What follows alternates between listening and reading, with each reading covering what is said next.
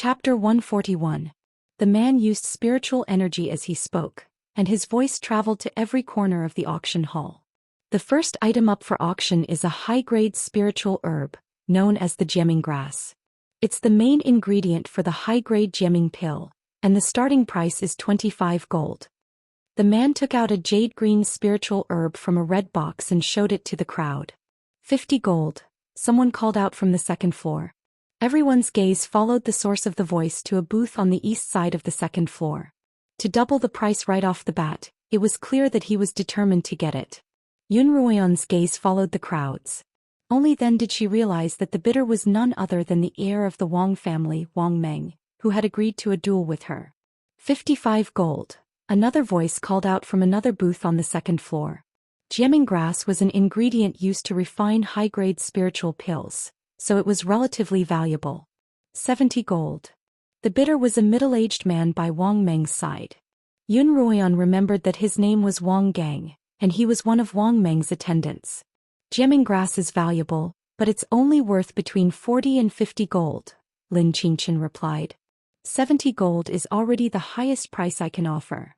Indeed, after Wang Gang called out 70 gold, no one else made a bid. 70 gold sold. The blue-robed man rang a small bronze bell. Congratulations to the guest in booth 12. Just then Yun Ruoyan saw Wang Meng lower a basket from the second floor, within which were 7 shiny ingots. A veiled woman by the side collected the ingots and, after confirming that they were in good condition, placed the red box containing the gemming grass into the basket. Wang Meng retracted the basket and took out the red box. Ding. Next, the second round of the auction. The blue-robed man placed a rather large red box on the stage. When he opened it, he saw that it was a pitch-black stone that glowed with a metallic luster. Middle-grade forging material, starry meteorite. Starting price: 150 gold. 160 gold. Someone called out a bid as soon as the blue-robed man finished speaking. 165 gold taels. Someone immediately followed up. 180 gold. 200 gold. The bidders were all forge masters from all over the Qinyuan continent. Forge masters were common on the Qinyuan continent, so there were many bidders. The price continued to climb, and in the end, it reached 375 gold taels. Do you still have 375 taels of gold? The blue-robed man asked in a loud voice. The heavenly meteorite is a middle-grade refining material. It's very rare. If not, the bell will ring. Just as the man raised his hand to ring the bell, another bid rang out from the second floor above Yun Ruoyan. 400 gold taels. Yun Ruoyan couldn't help but frown when she heard the voice. No wonder she had felt as if someone had been looking at her. It was Pei Zio. Since Pei Zio was here, his father Pei Yingxiong would definitely be here as well. Yun Ruoyan couldn't help but raise an eyebrow. This pair of father and son still owed her a debt, so she might as well collect it today. Sold for 400 gold taels. Congratulations to the guest in room 16 on the second floor. The blue-robed man rang the bell, completing the transaction. Next up was Yun Ruoyan's low-grade darkened heavens pill. When Yun Ruoyan saw the blue-robed man place the red wooden box on the table and open the lid to reveal the pill within, she couldn't help but sit up straight. This was her first time auctioning off a pill that she had personally refined, so she was a little nervous. The century-old Lin family is auctioning a low-grade, high-quality darkened heavens pill, the man announced loudly. It's a pill from the Lin family, someone exclaimed in surprise. It's been a long time since I've seen a pill from the Lin family on auction. That's right, the last time I saw a pill from the Lin family on auction was 3 or 4 years ago. I heard that Grandpa Lin sealed his furnace. I heard that the Lin family made enough money from auctioning off pills to buy an entire city. Why would they still be auctioning off a pill? Perhaps Master Lin has a successor now, someone else guessed. In any case, you won't lose out on a pill from the Lin family, even if the price rises in the future, a seller beside Yun Ruoyan commented. 1 low-grade darkened heavens pill starting at 10 taels of gold, the blue-robed man announced. 20 taels of gold. The bidder was Pei Zio, who was 2 floors above Yun Ruoyan. A darkened heavens pill was a pill that could help those without any talent for cultivation quickly accumulate spiritual energy in the surroundings, allowing them to become a third-rank blade master. After taking this pill, One's cultivation would often remain at 5th rank forever. As a result, only a few large families would purchase such a pill in order to ensure that their untalented descendants wouldn't become mediocre. Yun Ruoyan didn't know what Pei Zhou was up to. Pei Zhou had spotted Yun Ruoyan as soon as he entered the auction hall. At the time, Yun Ruoyan had been talking to someone beside her, so she hadn't noticed him. His goal was to attract Yun Ruoyan's attention. 40 taels of gold, Wang Gang called out loudly. Do you want to bid? The person who had offered to buy it for his collection asked the person next to him. Didn't you say you were going to bid? Why are you asking me now? The person next to that person replied, the best quality Darkened Heavens pill is only worth 30 taels of gold. Now that it has soared to 40 taels of gold, it's all because of the Lin family's reputation. If you don't bid now, you won't have a share. The man beside him was tempted, but just as he was hesitating about whether or not to bid, the price rose again. 50 taels of gold, Pei Zhou called out once more. Darkened Heavens pills were actually quite popular in the market and quite a few of the buyers present were tempted. However, Pei Zhou and Wang Meng had raised the price so high that no one else had a chance to bid. This price has already been capped, Lin Qingchen suddenly spoke up. 60 gold taels. As soon as Lin Qingchen finished speaking, Wang Gang made another bid. Lin Qingchen frowned. Even if it's the Lin family, it's not worth that much. Yun Ruoyan frowned as well. She could roughly guess that Pei Zhou was trying to curry favor with her, and at the same time she could vaguely guess why Wang Meng wanted to buy her medicine. Young master, this Darkened Heavens pill isn't worth the price we're offering. Wang Gang turned to Wang Meng, who was sitting behind him. This pill was produced by the Lin family, Wang Meng replied. Last time we pressured old Lin so much but he refused to sell it to us. There's no reason for him to do so now. Young master, are you saying that this pill wasn't refined by old Lin? Wang Gang didn't understand. Then why are we spending so much money on it? It's not like we're lacking low-grade spiritual pills like that. Old Lin didn't refine it, but it's using the Lin family's name. There's only one possibility. What could it be? Wang Gang asked curiously. Wang Meng sighed as he looked at Wang Gang with a helpless expression, as if he was worried about his intelligence. Perhaps it was refined by old Lin's disciple, the girl who hasn't even reached adulthood yet. Oh, so young master wants to buy her to study the little girl's cultivation. Knowing yourself and knowing your enemy, you will always be victorious, right? Wang Gang said with a look of realization. Wang Meng didn't want to talk to him anymore. Actually, Wang Meng didn't want to admit that he was wasting his energy on a girl who was still wet behind the ears. But Yun Ruoyan had left a very special impression on him. He couldn't help but think of her calm demeanor as well as the way she had burned Wang Gang's face black. As time passed, Wang Meng couldn't help but take Yun Ruoyan more seriously. After Wang Gang called out 60 taels of gold, Pei Zhou didn't respond for a long time. 60 taels of gold is already too much, Pei Xiong said. It's not worth it. 65 taels of gold, Pei Zhou called out once more, seemingly unconvinced. 70 taels of gold. Wang Meng walked up to the railing and called out his bid.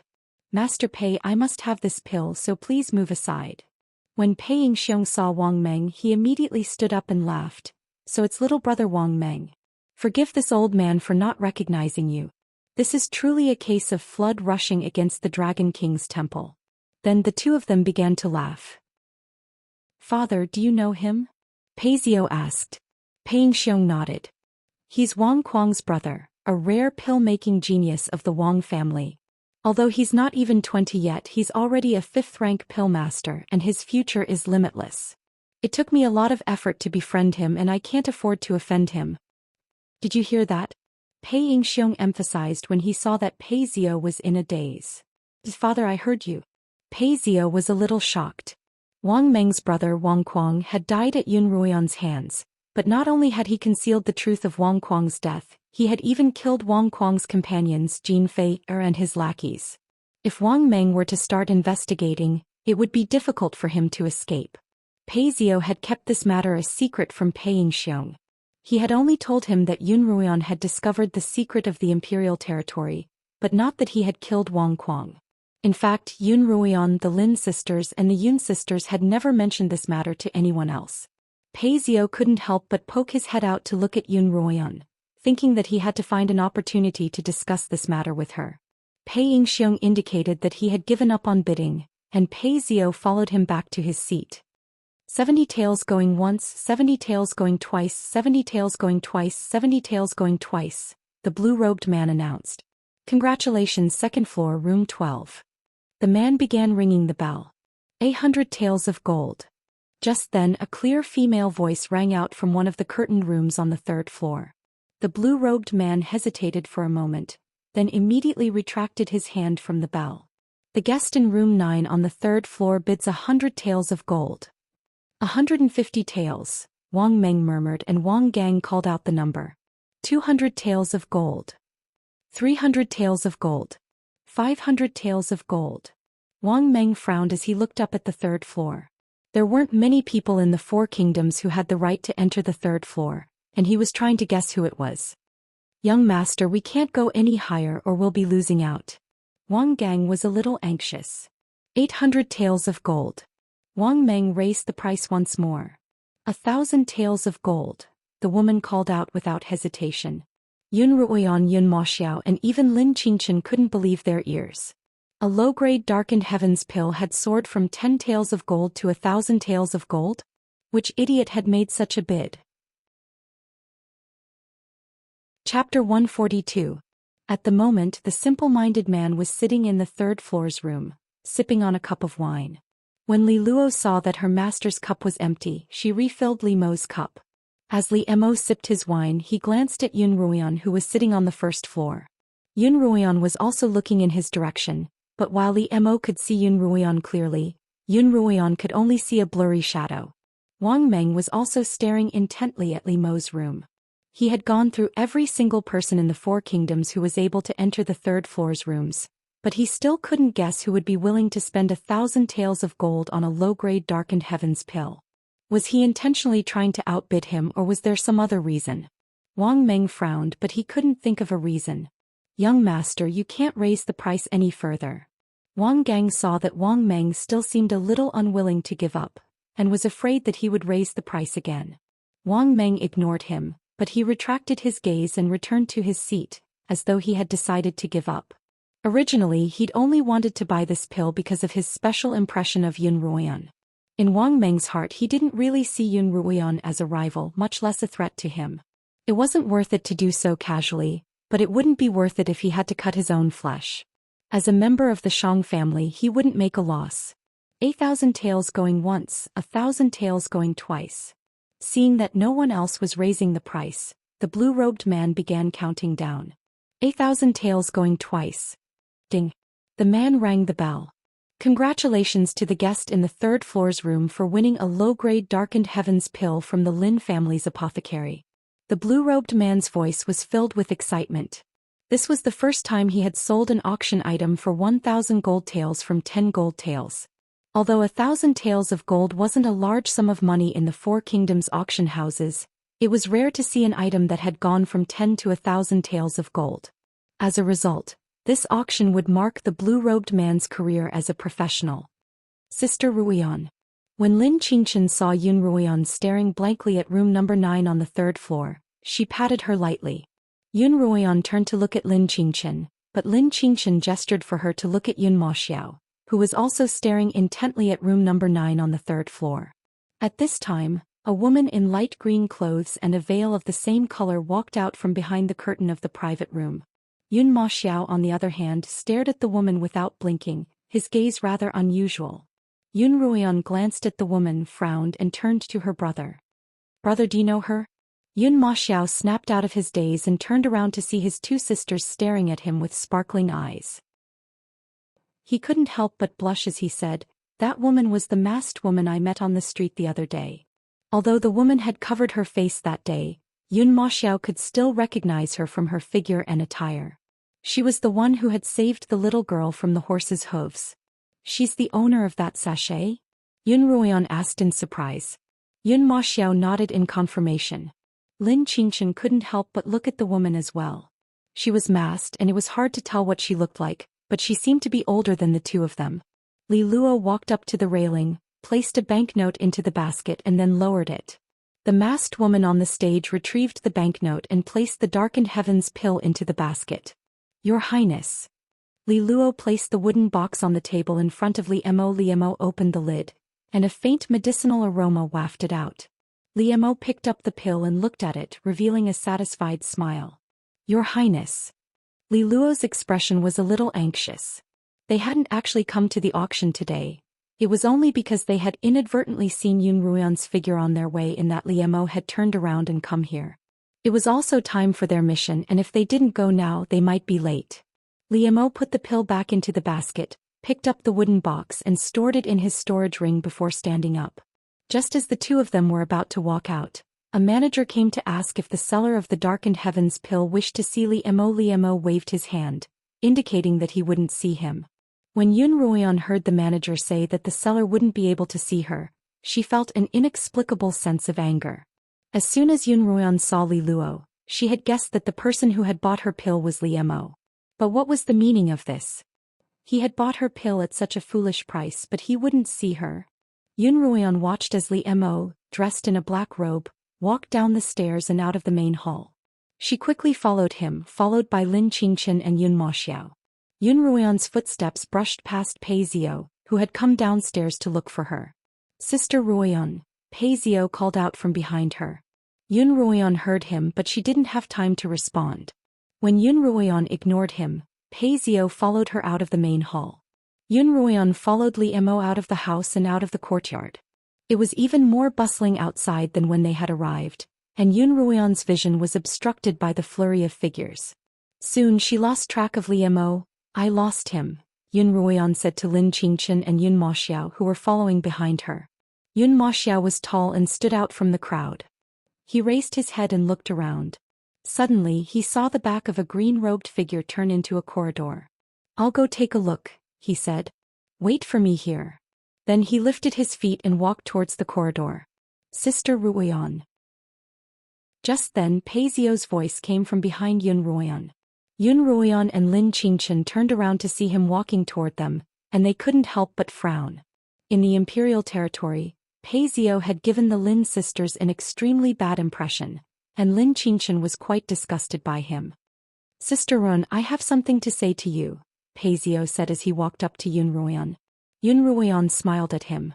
Young Master Pei, what could I possibly have to say to you? Pei Zio looked at Yun Ruoyan with a teasing smile, but with a face as delicate as the petals of a flower, even a teasing smile would look good on her. As a result, Pei Zio subconsciously ignored the teasing in her smile. There's too many people here, not a good place to talk. Pei Zio pointed at a fake hill not too far away. It's quieter there, so let's talk there. Lin Qingchen tugged at Yun Ruoyan, indicating that she shouldn't go, but Yun Ruoyan had her own plans. She patted Lin Qingchen's hand, gesturing for her to wait where she was before following Pei Zio. Young Master Pei, you can speak now, Yun Ruoyan said coolly, her arms crossed. Did you see the man who wanted to buy the Lin family's spiritual herb? Pei Zio looked at Yun Ruoyan. Yes, I did. That man's called Wang Meng, Wang Kuang's brother. Pei Zio's expression was very serious. This why? Yun Ruoyan's tone was still indifferent, not at all surprised by Pei Zio's words. He's Wang Kuang's brother. Pei Zio was surprised by Yun Ruoyan's calmness. He stepped forward and whispered, Wang Kuang, have you forgotten? He's the one you killed in the imperial territory? Aren't you afraid that his brother will seek revenge? Who killed whom in the imperial territory? Yun Ruoyan looked confused. Young Master Pei, why don't I understand what you're saying? Pei Zio stared blankly at Yun Ruoyan's mysterious smile. It took him a long while to react. It had been 2 or 3 months since they had left the imperial territory, but there hadn't been a single rumor of Wang Kuang's death in the capital. In fact, quite a number of scions from the 4 kingdoms had lost their lives in the imperial territory, and many of them had ended up in the stomachs of magical beasts. As long as no one reported Wang Kuang's death, no one would suspect that Yun Ruoyan had killed him. But now that time had passed, even if someone reported Yun Ruoyan wouldn't admit to it. Pei Zio looked at Yun Ruoyan's calm demeanor and couldn't help but sweat. How could he have panicked so much when he saw Wang Kuang? In this aspect he had lost to Yun Ruoyan by quite a bit. I misspoke, Sister Run, please don't take offense, Pei Zio said after regaining his composure. Young Master Pei, is there something else you want to talk to me about? Yun Ruian sighed. Young Master Pei, is there something else you want to talk to me about? If that's the case, then name a price. I'm willing to pay for your father's forging. Pei Zio had told Yun Ruian more than once that the tiger canine arrows had been forged, but his condition was that she personally go to the Pei manor to retrieve them. Yun Ruian knew that the Pei family was a den of wolves and she would be a fool to go there. As a result, the matter had been delayed. Now that Zhou Yifeng had arrived, and although he hadn't asked Yun Ruian about it, Yun Ruian was bound to keep her promises. It's not about the payment, Pei Zio replied. My father and I would like to invite you to a banquet at the manor, and then personally present the tiger canine arrows to you. Oh, so you want to invite me to a drink? Yun Ruian pretended to understand. There's no need to go to your house. Let's do it here today. The Yuelu villa was large and lively, and there were bound to be good restaurants around. But my father's already invited someone else for a drink, Pei Zio replied awkwardly. Then it'll be just the two of us. Yun Ruian's smile was so happy that her cold demeanor melted away. This is my first time here, young Master Pei. Don't tell me you don't want to invite me to a drink? Of course not. Pei Zio was flattered. The dishes here are all top-notch, especially the drunken immortal. Especially the intoxicated immortal. It's mellow and sweet, very suitable for women's tastes. Sister Ruian will definitely like it. Oh really? Yun Ruian continued. I just happen to be thirsty right now. Pei Zio hurriedly led the way. At the same time, Pei Zio's heart began to race. The drunken immortal was sweet and refreshing, but it had a strong after-effect. It was said that 3 cups of it would cause one to collapse. This was Yun Ruian's first time here, so she definitely didn't know about it. If he could get Yun Ruian drunk here and have her drink, he wouldn't have to go through all the trouble of luring her to the Pei manor.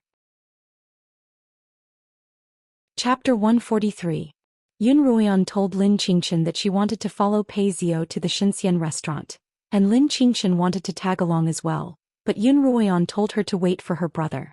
Lin Qingchen held on to Yun Ruian's hand, but Yun Ruian smiled at her. It's not like you don't know young Master Pei. I have something to discuss with him, so when my brother returns, you don't have to wait for me. Young Master Pei will take me home. Miss Lin, don't worry. I'll take Ruian home, Pei Zio hurriedly added. Lin Qingchen saw Yun Ruian's eyes flicker, and knew that she had a plan. Although she was still a little worried, she still let go of her hand. Yun Ruian followed Pei Zio south. After walking for about 5 minutes, they entered another courtyard. There was a plaque on the door that read, Immortal Abode. Inside the courtyard was a large lake, and there were small pavilions on and around the lake. The eaves of the pavilions, the pillars of the bridge, and the pavement were all inlaid with moonstones, illuminating the entire courtyard. Yun Ruian looked around. Every pavilion was occupied by people drinking and chatting merrily. On the opposite side of the lake was a small pavilion with a plaque that read, Immortal Abode. That's the Yuelu Villa's famous Immortal Abode, where you can find delicacies from all 4 kingdoms. Pei Zio introduced as he led Yun Ruian onto the bridge leading to the Immortal Abode. If we're talking about alcohol, it's the drunken immortal. Sister Ruan, you'll have to try a few cups later. The two of them entered the Immortal Abode, and Pei Zio asked for a private room on the 2nd floor. The waiter led the two of them into the room and took their orders. Pei Zio showed Yun Ruian the menu. Yun Ruian glanced at the menu, which contained a series of abstract dishes such as Blazing Lian Yun's Song of the Jade Sea and Nirvana of the Phoenix. She didn't ask any questions, choosing only the most expensive dishes and filling up 7 large bowls and 8 large plates. A conservative estimate would be around 10 taels of gold. Even though Pei Zio was a wealthy man, he couldn't help but gulp when he saw Yun Ruian's order. Alright, we'll order this. Pei Zio handed the menu to the waiter. And a flask of Drunken Immortal and a flask of February's Red. The room was by the window and Yun Ruian looked out into the distance. Now that she was a 7th-rank blade master, her eyesight had greatly improved, and she could see the mountains in the distance. One of them was even taller than the others. That's the highest peak, the main peak of the Kongming Mountains, Pei Zio replied. Kongming Academy is located there. Yun Ruian nodded. Young Master Pei, today's banquet is on me. Please bring me my tiger canine arrowheads as soon as possible. How can I do that? I said it was my treat. Pei Zhou said awkwardly, I also want to give the arrowhead to my sister as soon as possible to fulfill our agreement, but the arrowhead is in my father's hands. I can't get it. Oh, I see. Yun Ruoyan turned her head to look out the window once more, concealing the mocking smile on her face. Since talking nicely wouldn't work, she could only resort to underhanded methods. Very quickly the dishes were served. Pei Zhou placed a flask of immortal intoxication in front of Yun Ruoyan, while he took the flask of February red wine. Sister Ruoyan, try this immortal intoxication. Pei Zhou first filled Yun Ruoyan's cup with wine. Young Master Pei, why aren't you drinking immortal intoxication? Yun Ruoyan asked when she saw that Pei Zhou had poured a different flask of wine for her. That immortal intoxication is sweet and girls like it. I like spicy drinks like this, Pei Zhou explained. Yun Ruoyan's immortal intoxication was clear and bright, and it tasted sweet and fragrant. Just as she was about to take a sip, she suddenly said, It's not good to drink on an empty stomach. Why don't you eat something first? As she spoke, she put down the wine glass. Pei Zhou hurriedly began recommending dishes to her. A fiery red vegetable dish that was sliced into thin slices and served on a white porcelain plate. As for rising jade sea, it was a soup made from lotus leaves and lotus seeds. Yun Ruoyan took a few bites. Although the taste wasn't bad, it wasn't as exaggerated as Pei Zhou had made it out to be. Isn't it to your liking? Why don't you try the immortal intoxication? Pei Zhou asked. Yun Ruoyan wasn't an idiot, and she had long since guessed that there was something fishy about the wine.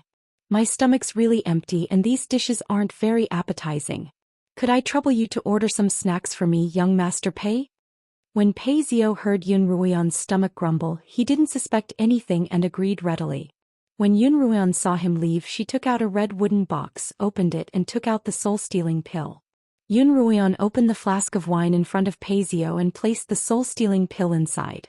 She shook the flask lightly, and the pill dissolved quickly upon contact with the wine. Hearing footsteps, Yun Ruoyan hurriedly put down the flask of wine and sat down.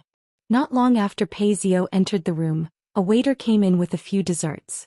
Yun Ruoyan was truly hungry and she didn't hesitate to eat them. Come, young Master Pei, let me offer you a toast. Yun Ruoyan finished one of the desserts and raised the cup of immortal intoxication in front of her. Yun Ruoyan had seen the waiter bring the wine into the room, so she was sure that Pei Zhou hadn't had the opportunity to poison the wine. In that case, there was only one possibility for him to keep making her drink: to get her drunk. She had already spiked Pei Zhou's wine with a soul-stealing pill. In Qiuqiu's words, after taking a soul-stealing pill, he wouldn't go west if you told him to, and he wouldn't know how to catch a chicken if you told him to kill a dog.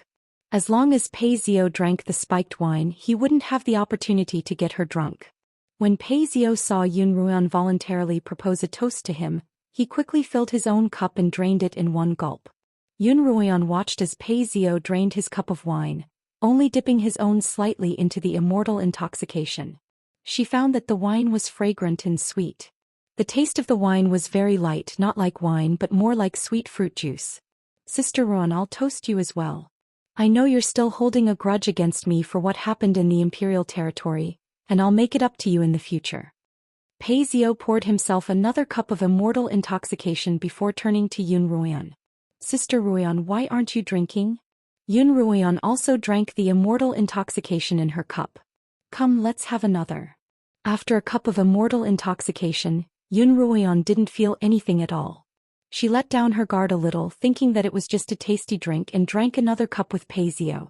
By this time, Pei Zhou had drunk 3 or 4 cups of wine, and his head was starting to spin. Yun Ruoyan told him to drink and he stopped when she told him to. Yun Ruoyan knew that the soul-stealing pill was beginning to take effect.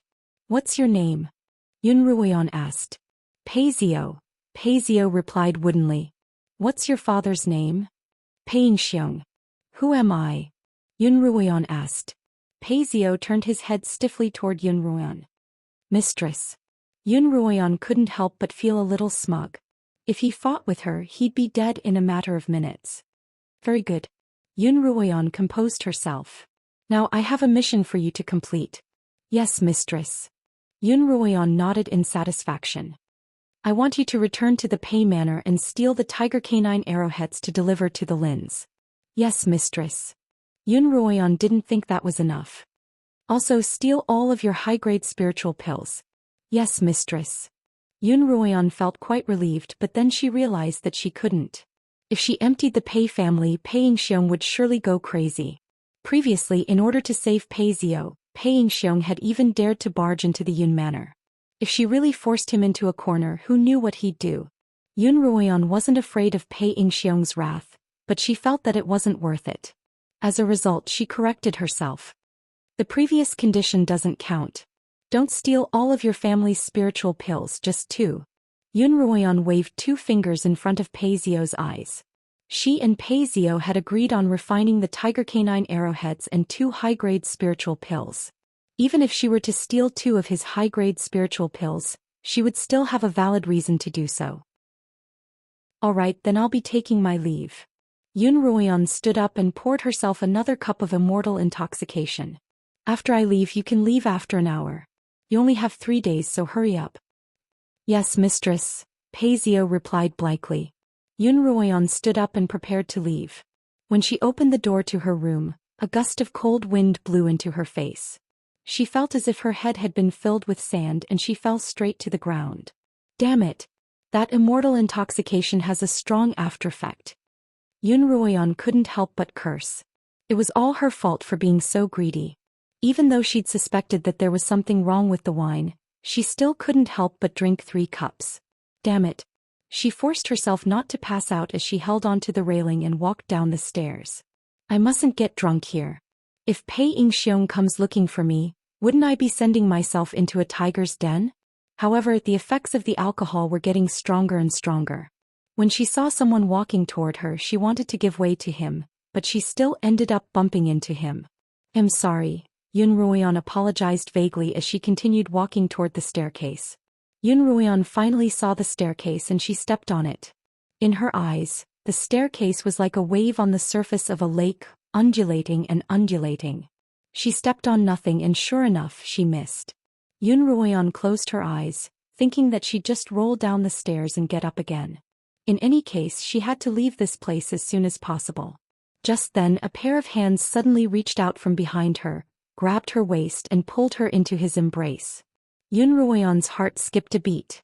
She turned around to look at the person's face, but it was a blur. She subconsciously reached out to touch the person's face, but her wrist was grabbed. Who are you? Yun Ruoyan stuttered. Chapter 144. Look at who I am. Li Mo bent down in front of Yun Ruoyan, their noses almost touching. Yun Ruoyan saw a distorted face suddenly grow larger in front of her eyes. The nose, eyes and mouth were all superimposed on top of each other, looking both strange and hilarious. Yun Ruoyan reached out with her other hand and tapped the tip of Li Mo's nose. You're ugly, hee. Li Mo grabbed Yun Ruoyan's other wrist and whispered in her ear, You're quite drunk. Do you want some soup? Yun Ruoyan shook her head. Let go of me, I have to get out of here quickly. If I'm caught, I'll be in trouble. Li Mo raised an eyebrow and pulled Yun Ruoyan back into the corridor. Yun Ruoyan continued to struggle in a daze. Behave yourself. Don't blame me if you fall, Li Mo warned. With one hand holding Yun Ruoyan, he made a hand seal with the other. A green sword aura rose from beneath his feet, and the 2 of them soared into the air. Ah! Although Yun Ruoyan was quite drunk, she still knew fear. She was so frightened that she immediately hugged Li Mo's waist tightly. The green sword was so fast that Yun Ruoyan could only feel the cold wind whistling by her ears. It was already early autumn and there was a chill in the mornings and evenings. Yun Ruoyan felt weak and cold, so she burrowed into Li Mo's robes and clung to him for warmth.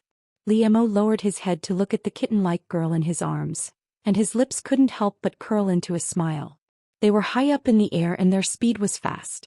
Yun Ruoyan couldn't help but shiver when the cold wind blew past her and she sobered up a little. Turning her head, Li Mo's face gradually became clearer. Li Mo, where are you taking me? Oh, you finally recognized me. Li Mo's inky hair danced in the wind as did his robes. Yes. Yun Ruoyan nodded. Where are you taking me? To sober you up. Li Mo changed his hand seal and the green sword's speed increased. At this moment, if the people on the ground raised their heads, they would see a green meteor. Yun Ruoyan's grip on Li Mo's waist tightened. She hadn't had much experience flying on a sword and she could only recall 2 or 3 times. The first 2 times had been with Li Mo on Yun Ma Xiao's sword, and the most recent time had been on Yun Ma Xiao's sword. However, this was the first time he had ever flown so high and so fast on a sword. Yun Ruoyan felt as if her heart was about to jump out of her throat.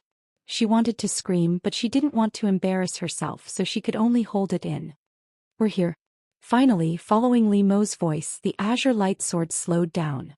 Yun Ruoyan opened her eyes, turned her head, and saw a towering mountain in front of her. In the darkness of the night, Yun Ruoyan couldn't clearly make out the shape of the mountain. All she could see was a dark shadow that pierced through the clouds like a sharp sword.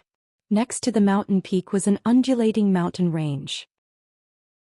"There's a mountain range in the north known as the Kongming Mountains," Yun Ruoyan began. "There's a peak in the sky, isolated from the rest of the world, known as the Kongming Peak. This is the Kongming Peak and Kongming Academy is located at its peak." When she heard Li Mo's words, she couldn't help but look up. However, halfway up the mountain, there was a thick layer of clouds that obstructed her view.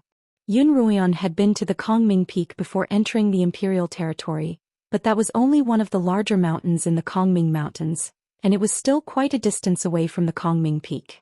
Now Li Mo had brought her to the Kongming Peak. Kongming Academy was the holy land that all cultivators on the Qinyuan continent yearned for, and in less than 10 days Yun Ruoyan would be one of its students.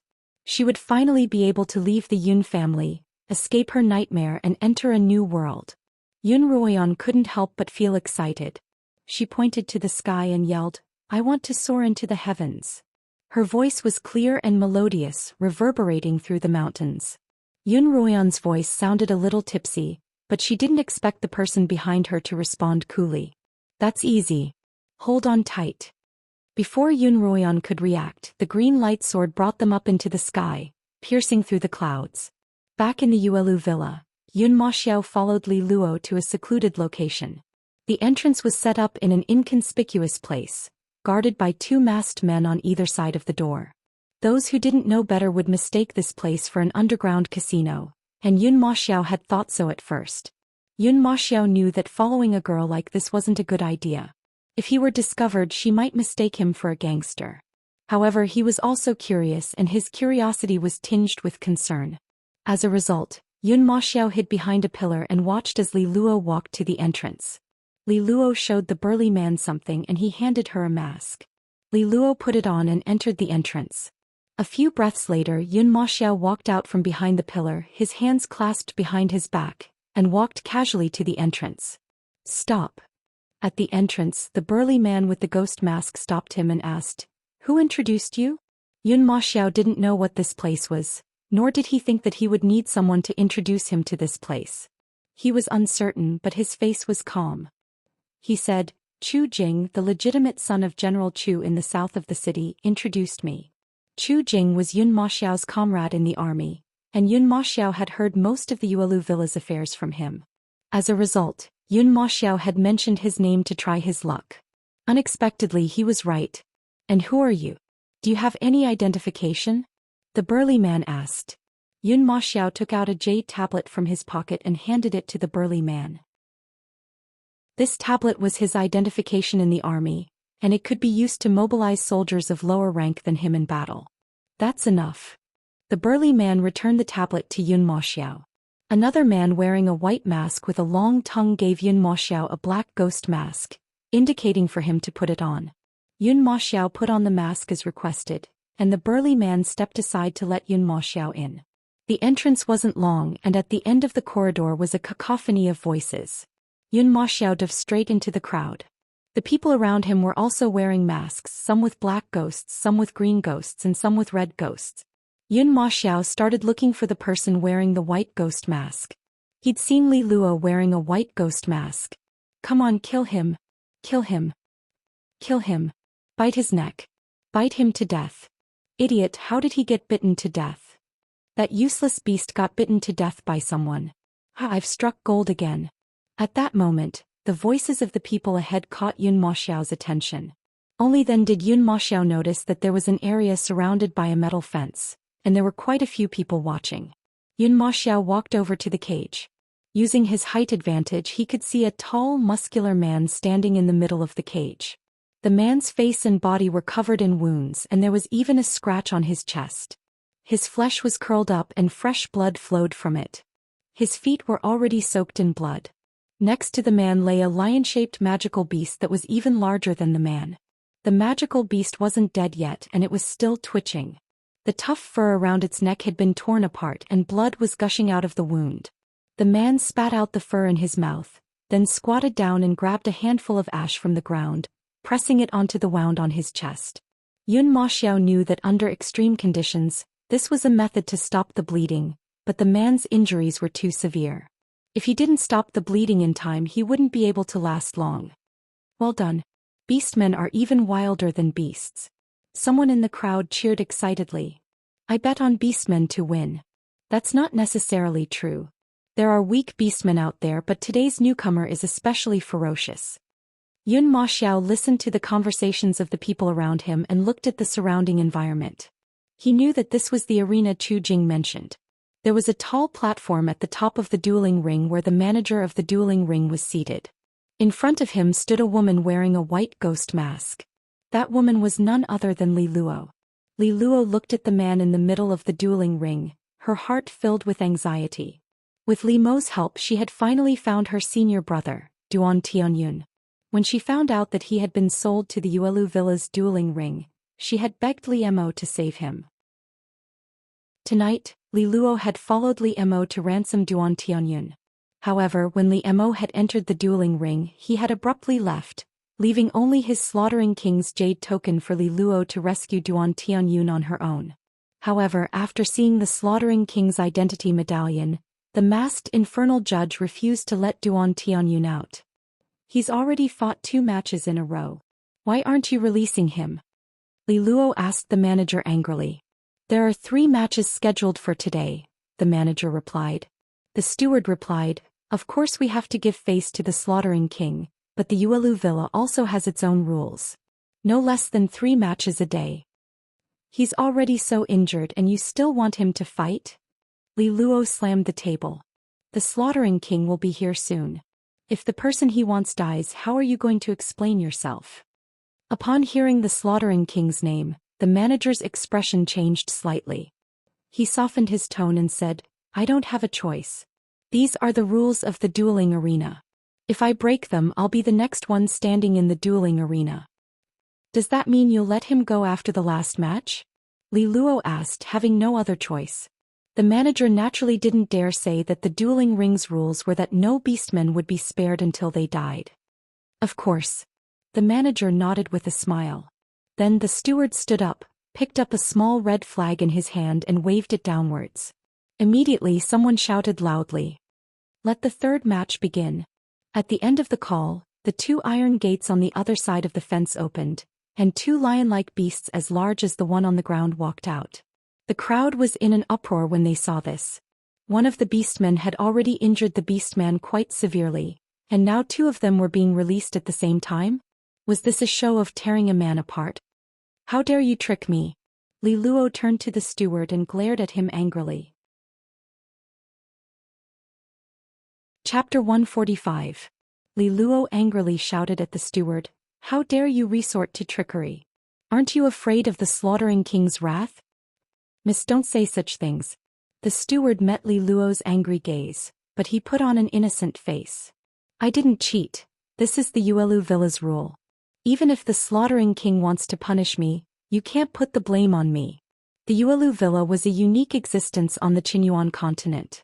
Although it didn't have the status of Kongming Academy that reigned supreme over the 4 kingdoms, it was still a force to be reckoned with. The Yuelu Villa's master, Dong Tiahe, was the current head of the alliance, and he had another identity, the grandfather of the 4th prince, Li Qianyue, and the father-in-law of the current emperor, Li Xiu. As a result, even Li Mo had to be wary of the Yuelu Villa. It was precisely because of this that the steward dared to act so fearlessly. The 2 lion-shaped beasts in the dueling ring had already surrounded Duan Tianyun, baring their fangs, their eyes glowing red. Duan Tianyun felt a little hopeless. Was he going to die here, buried in the stomachs of these beasts? Although his heart was filled with despair, he didn't show any fear on his face. Instead, his beastkin eyes, full of wildness, stared sharply at the two lion-shaped beasts. The two beasts had witnessed Duan Tianyun bite their companion to death, and had been intimidated by his wildness, which was even more ferocious than that of other beasts. For a moment they didn't dare to attack. "Bite him. Come on, bite him." The crowd outside began to grow impatient when they saw that the man and the two beasts had been locked in a stalemate for so long. Could it be that these two beasts are scared out of their wits? What a bunch of useless things. Go, go. Bite him to death. As Duan Tianyun listened to the commotion outside, he looked around and saw countless people wearing all kinds of grimaces surrounding the fence. They were all dancing like demons, shouting at the top of their lungs for the magical beasts to bite him to death and eat him. Duan Tianyun couldn't suppress the fury in his heart. Arg! With a roar, he picked up the carcass of the beast he'd killed and threw it at the fence. Clang! The huge body of the magical beast smashed into the iron fence with a loud sound. The people standing around were startled by this sudden attack and retreated. There was a brief moment of silence before more angry curses erupted. "This beastkin slave dares to provoke the humans? Kill him, don't let him live. Beastmen who provoke the human race cannot be allowed to live. We must kill him." Li Luo clenched her fists tightly. If this continued, even if Duan Tianyun managed to kill these two demonic beasts, the dueling arena wouldn't let him off. She no longer paid any attention to the steward and turned around to descend from the platform. "Miss, you're leaving now," the steward called out to Li Luo's back. "I won't be sending you off. He's using the Slaughtering King's name to intimidate the Yuelu villa. No matter how powerful the Slaughtering King is, he still has to obey the law and obey His Majesty." Seeing Li Luo's back disappear, the steward snorted. "Our villa lord is His Majesty's father-in-law. According to seniority, even the Slaughtering King has to bow to him." Humph. After a round of mockery, the steward craned his neck to look at the situation in the dueling arena. The crowd was in an uproar, clamoring for the execution of the beastkin. The steward casually picked up a black chess piece and waved it in the air. Two more gates opened and two more lion-shaped demonic beasts walked out. The four lion-shaped demonic beasts surrounded Duan Tianyun. 4 lions against 1 Duan Tianyun was definitely going to be a one-sided slaughter. The crowd let out even more excited shouts, all of them looking forward to the arrival of that incomparably bloody scene. Yun Maxia was still looking around for Li Luo when he spotted a familiar figure dressed in green. When he turned around, he saw the white ghost's mask on his face. Li Luo was squeezing her way through the crowd. When Yun Maxia recognized her, he hurriedly squeezed through the crowd. The 4 beasts no longer feared Duan Tianyun. Amidst the crowd's cheers, they bared their fangs and pounced at Duan Tianyun. Duan Tianyun leaped up and landed on the neck of one of the demonic beasts, smashing his fist into its head. Roar! The beast howled in pain and began to shake Duan Tianyun off its back, but Duan Tianyun held on tightly to its fur. The other 3 magical beasts circled around the crazed magical beast in the middle, but for a moment they couldn't find a direction to attack. Seeing that it couldn't shake Duan Tianyun off its back, the beast began to roll on the ground. After rolling 3 or 4 times, it finally managed to shake Duan Tianyun off its back. The other 3 took advantage of this opportunity and pounced on Duan Tianyun. 2 of the beasts bit down on Duan Tianyun's legs, while the other bit down on his head. Duan Tianyun endured the pain in his legs. As the beast that was trying to bite his head opened its mouth, he quickly reached out and grabbed its jaws. The other beast took advantage of this opportunity and bit down on Duan Tianyun's shoulder. Duan Tianyun let out a cry of pain, but the intense pain only served to stimulate his strength. His arms grew in strength and he actually managed to tear the mouth of the demonic beast that was trying to bite off his head. Seeing this scene, everyone in the crowd was shocked. Beastkin truly are far more ferocious than ordinary beasts. They can actually tear beasts apart with their bare hands.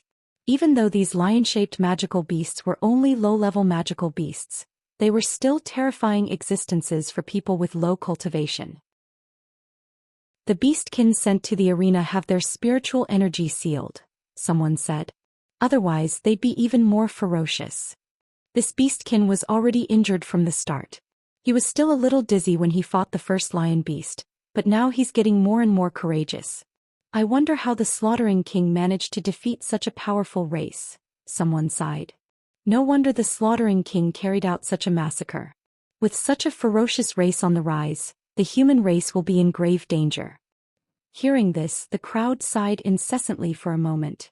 Back in the arena, Duan Tianyun began to show signs of exhaustion after tearing apart a lion beast with his bare hands. When the other three beasts saw that their comrade had been killed, they began to tear at his body even more viciously. Duan Tianyun's left arm was completely torn off by the beast. The heart-wrenching pain nearly caused him to faint. As his vision blurred, Duan Tianyun seemed to see the leafless flowers blooming on the Yueli mountain. Those flowers bloomed brilliantly, covering the entire mountain slope like fire. He would never have the chance to return to his homeland. Duan Tianyun slowly closed his eyes. Senior brother. Li Luo felt as if her heart was being torn apart. She didn't care about anything else and leaped into the arena, stepping on the shoulders of the crowd.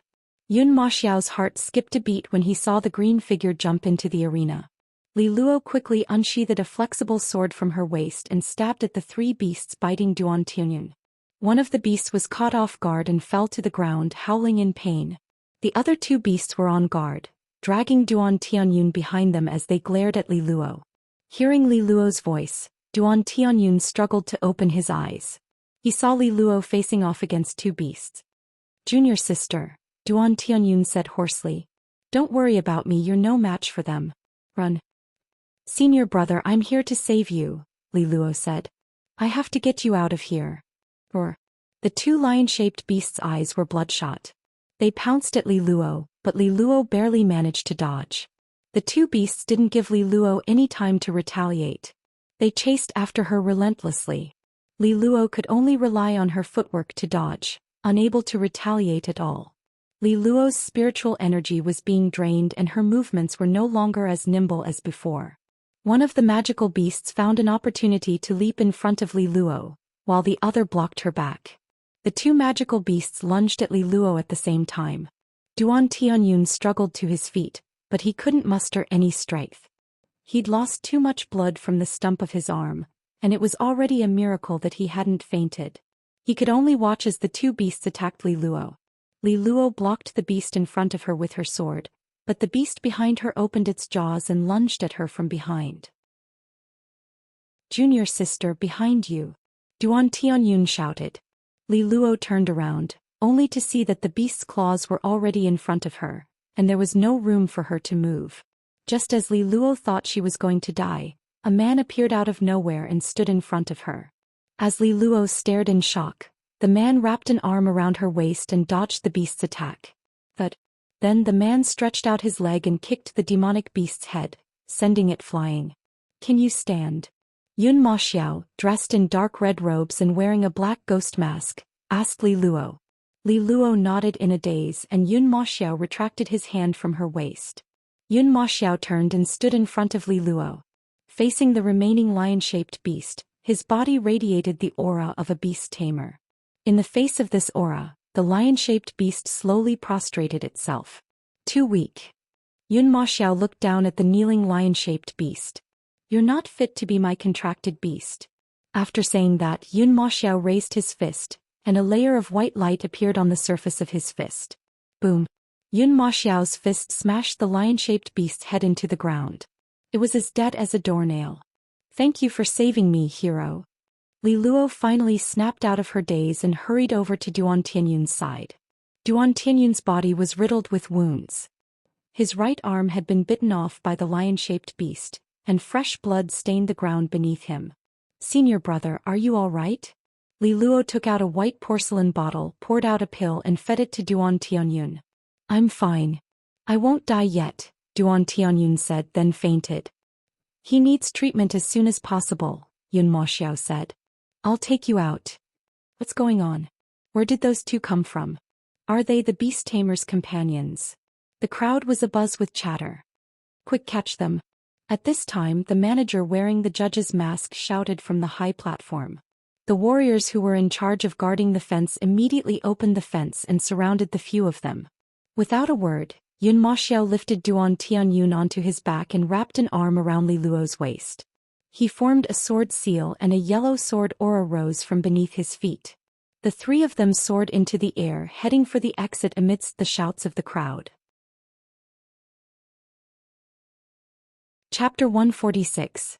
With Li Luo and Duan Tianyun in tow, Yun Maxiao charged out of the Yuelu villa and into the sky above the Yuelu villa. "There's a carriage waiting for us outside," Li Luo called out to Yun Maxiao. "Please send us there." Yun Maxiao nodded and directed the yellow sword to fly out of the villa. "That's the one." Li Luo pointed at an extravagant carriage parked at the outermost edge of the crowd. Yun Maxiao brought the two of them to the side of the carriage. "Old Nine, come help us." Li Luo called out to one of the men on the carriage. The man called Old Ninth immediately jumped down from the carriage and rushed forward to take Duan Tianyun from Yun Maxiao's back, then placed him in the carriage. "May I know your name, hero?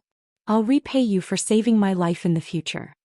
Li Luo cupped her fists toward Yun Maxiao.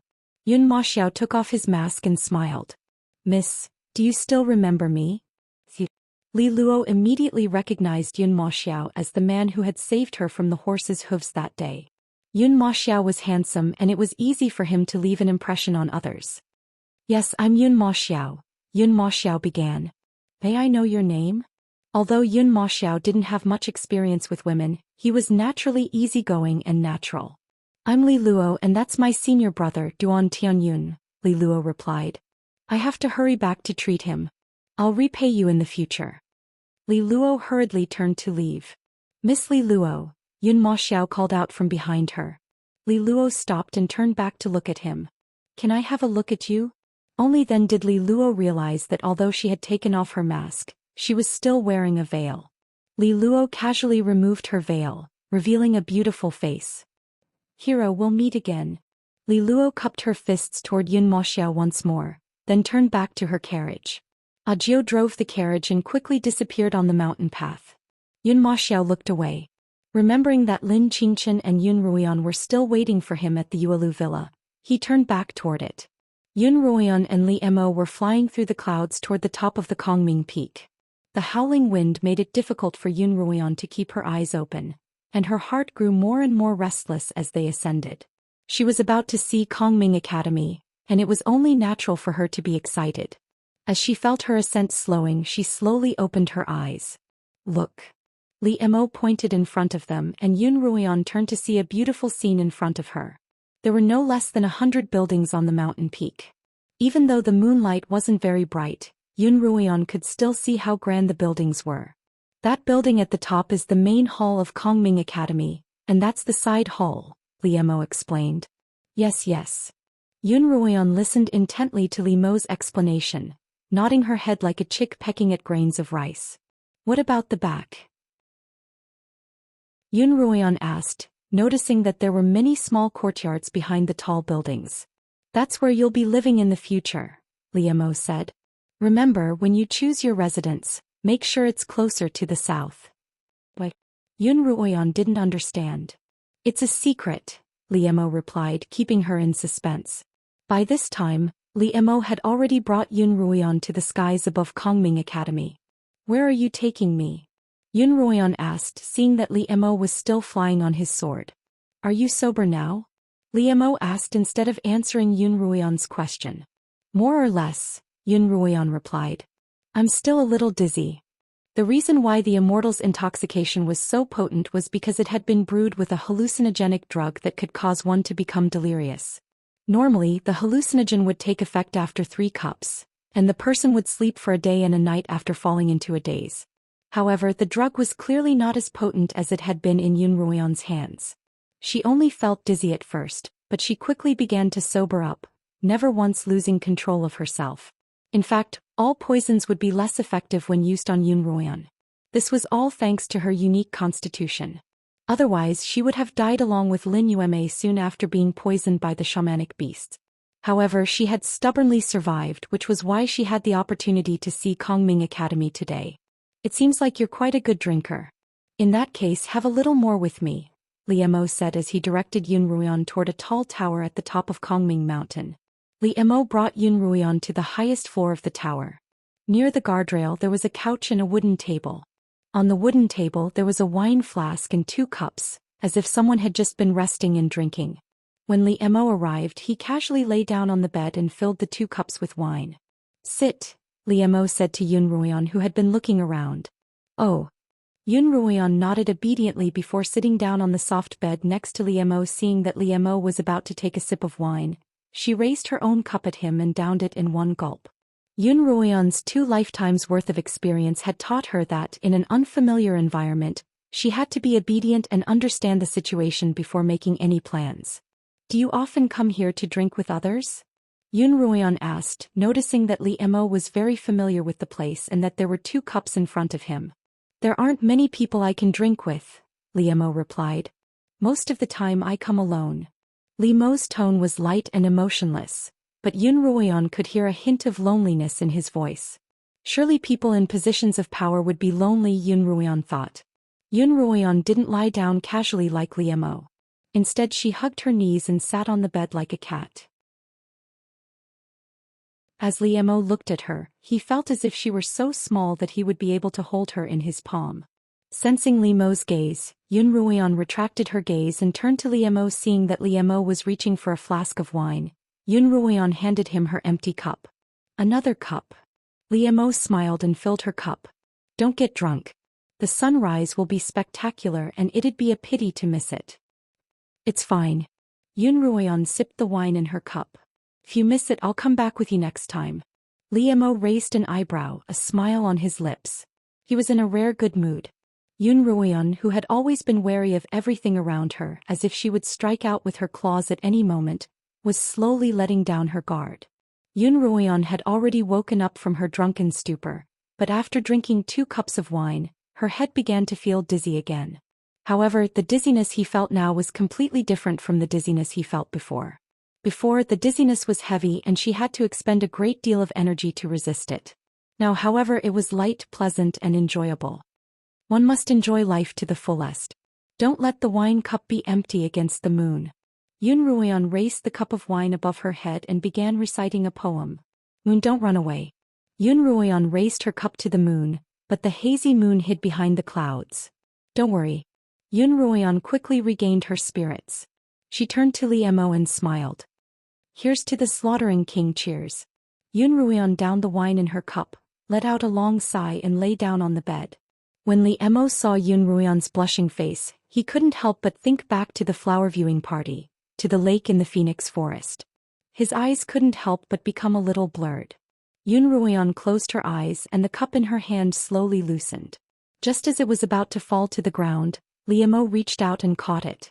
Yun Ruoyan's long eyelashes fluttered, and her lips curled up in a faint smile. The peach blossom veil accentuated her already small face, making it seem even more delicate. Li Mo couldn't help but reach out to caress her face, feeling that it was a little cold. It was almost autumn and the night was chilly. Moreover, they were high up in the sky. Yun Ruoyan was drunk and it was inevitable that she would feel a little cold. Li Mo frowned slightly. In a daze, Yun Ruoyan felt a large warm hand on her cheek, warm and gentle. She couldn't help but reach out and grasp that large hand, pressing her cheek against the soft, smooth palm. Li Mo smiled as he leaped over the wooden table between them and lay down by Yun Ruoyan's side, his loose, ink-colored robe covering Yun Ruoyan's petite figure.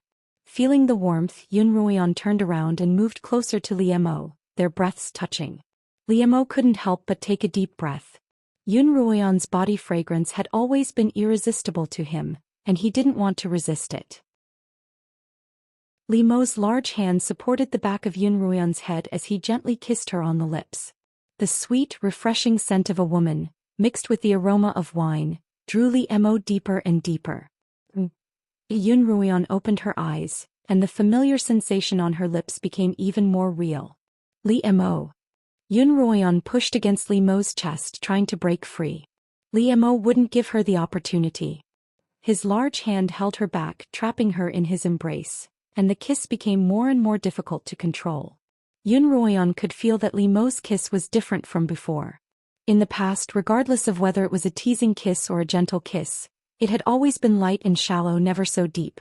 Li Mo's kiss, however, made her afraid. Yun Ruoyan, who had lived 2 lives, knew what it meant to be kissed like this. "Your Highness," Yun Ruoyan spat out with difficulty, "I'm not of marriageable age yet and I'm not yet an adult." Chapter 147. Hearing Yun Ruoyan's words, Li Mo stopped moving.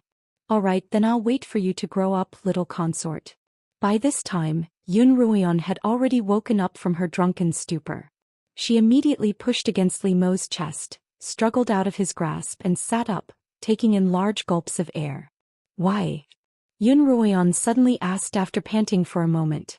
Li Mo propped up his head with his hand. Why what? Why would you like me? You're the slaughtering king and there are thousands of women who would love to be your consort. Yun Ruoyan frowned as she asked the question that had been bothering her. Regardless of who Li Mo really was, he was the slaughtering king of the Li kingdom, a god of death who could shake the entire Qinyuan continent with a single stomp of his feet. Yun Ruoyan immediately thought of the silver-haired, silver-browed, devilishly handsome man. Actually, she was extremely curious about Li Mo's true identity, but she didn't dare to reveal it in the face of her previous experience. Since he wanted to be Li Mo, she would treat him as Li Mo. I don't know either. You're so ugly and you don't have much of a noble background. Why would I like you? Li Mo met Yun Ruoyan's questioning gaze and smiled. Perhaps it's just as you say, I'm sick. At first, Yun Ruoyan had indeed thought that Li Mo was sick. For him to be so affectionate toward a face that even she found revolting, and for him to have the heart to kiss her, he had to be a ruffian. But that wasn't the case either. After debunking that guess, Yun Ruoyan felt that Li Mo had nothing better to do, and was merely trying to relieve his boredom. However, when she had been abducted by the Taoist priest, Li Mo had gone to save her despite his injuries, aggravating his injuries. Even after his identity had been exposed, he hadn't really hurt her. Furthermore, Li Mo had helped her in all sorts of ways over the years. Yun Ruoyan wasn't a fool. She could sense that Li Mo wasn't just playing with her to relieve boredom. She could even sense that Li Mo seemed to have some sort of affection for her. However, her painful experience from her past life had taught her that if someone treated her well for no reason at all, it was highly likely that they had ulterior motives. In that case, what did Li Mo want? Was she beautiful? She had it, but she never revealed it. Identity? She had it too, but she could ignore it in front of Li Mo. Then why? There must be a reason behind it. But if Li Mo didn't say anything, there was nothing she could do. Li Mo said as he sat up and looked in front of him. Yun Ruoyan turned her head to see a red sun slowly rising from the horizon. The dusky world gradually brightened with the appearance of the red sun. The clouds, the mountains and the flying birds in the sky were all dyed red. In the vast sky, everything seemed to awaken at this moment. Yun Ruoyan couldn't help but get off the couch, walk to the railing and look down. Kongming Academy's hundreds of buildings were arranged in a picturesque manner. The roof of the building was made of some unknown material, but it shone brightly under the sunlight. Yun Ruoyan gazed into the distance, only to see an endless mountain range stretching all the way to the north, with no end in sight. In both her past and present lives, she had never seen such a magnificent sight. The Kongming Mountains are so majestic. Yun Ruoyan couldn't help but exclaim. That's not the Kongming Mountains but the Yueli Mountains. Li Mo had gotten off the couch and walked to Yun Ruoyan's side. The Yueli Mountains? The home of the Beastkin? Yun Ruoyan turned to him. Back at her family's academy, she had heard her instructor talk about the geography of the Qinyuan continent, but it had been so long that she couldn't remember it clearly. The Kongming Mountains run east-west, extending into the Qin Kingdom in the east and into the Li Kingdom in the west. Across the Kongming Mountains is the Yueli Mountains. The Yueli Mountains run north-south, spanning more than half the continent. Li Mo pointed out as he explained. The Beastkin Kingdom was built in a secluded area of the Yueli Mountains.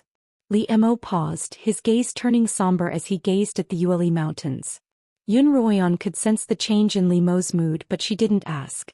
When the sun had completely risen above the horizon and the skies were bright, Li Mo and Yun Ruoyan left Kongming Peak. Where are we going now? Yun Ruoyan asked Li Mo loudly. Li Mo held Yun Ruoyan's waist with one hand and her waist with the other. Where else do you want to go? Yun Ruoyan wanted to say that she wanted to see the sea. It was said that there were aquatic monsters and beautiful mermaids in the eastern sea of the Qin Kingdom. She also wanted to see the desert where there were oases and mirages from another world. Or she could go to the Yueli Mountains to see the ruins of the Beastkin Kingdom, which would surely be interesting. However, as soon as Yun Ruoyan opened her mouth, she realized what she was about to say and swallowed her words. That night had been so surreal that Yun Ruoyan felt as if she couldn't even make sense of reality. She slapped her forehead, reminding herself that she had to return to the Yun manor as soon as possible. Her father might not have noticed that she hadn't returned all night, but her brother Yun Moxiao would surely be frantic. "Send me back to the Yun manor," Yun Ruoyan said disinterestedly. "Didn't you say that you were going to buy some poison ingredients when you had the money?" Li Mo asked. "Don't you have money now?" If Li Mo hadn't brought it up, Yun Ruoyan would have forgotten that she had earned 1,000 gold from the Darkened Heavens pill last night. After paying the auction house 100 gold in commission, she still had 900 gold left.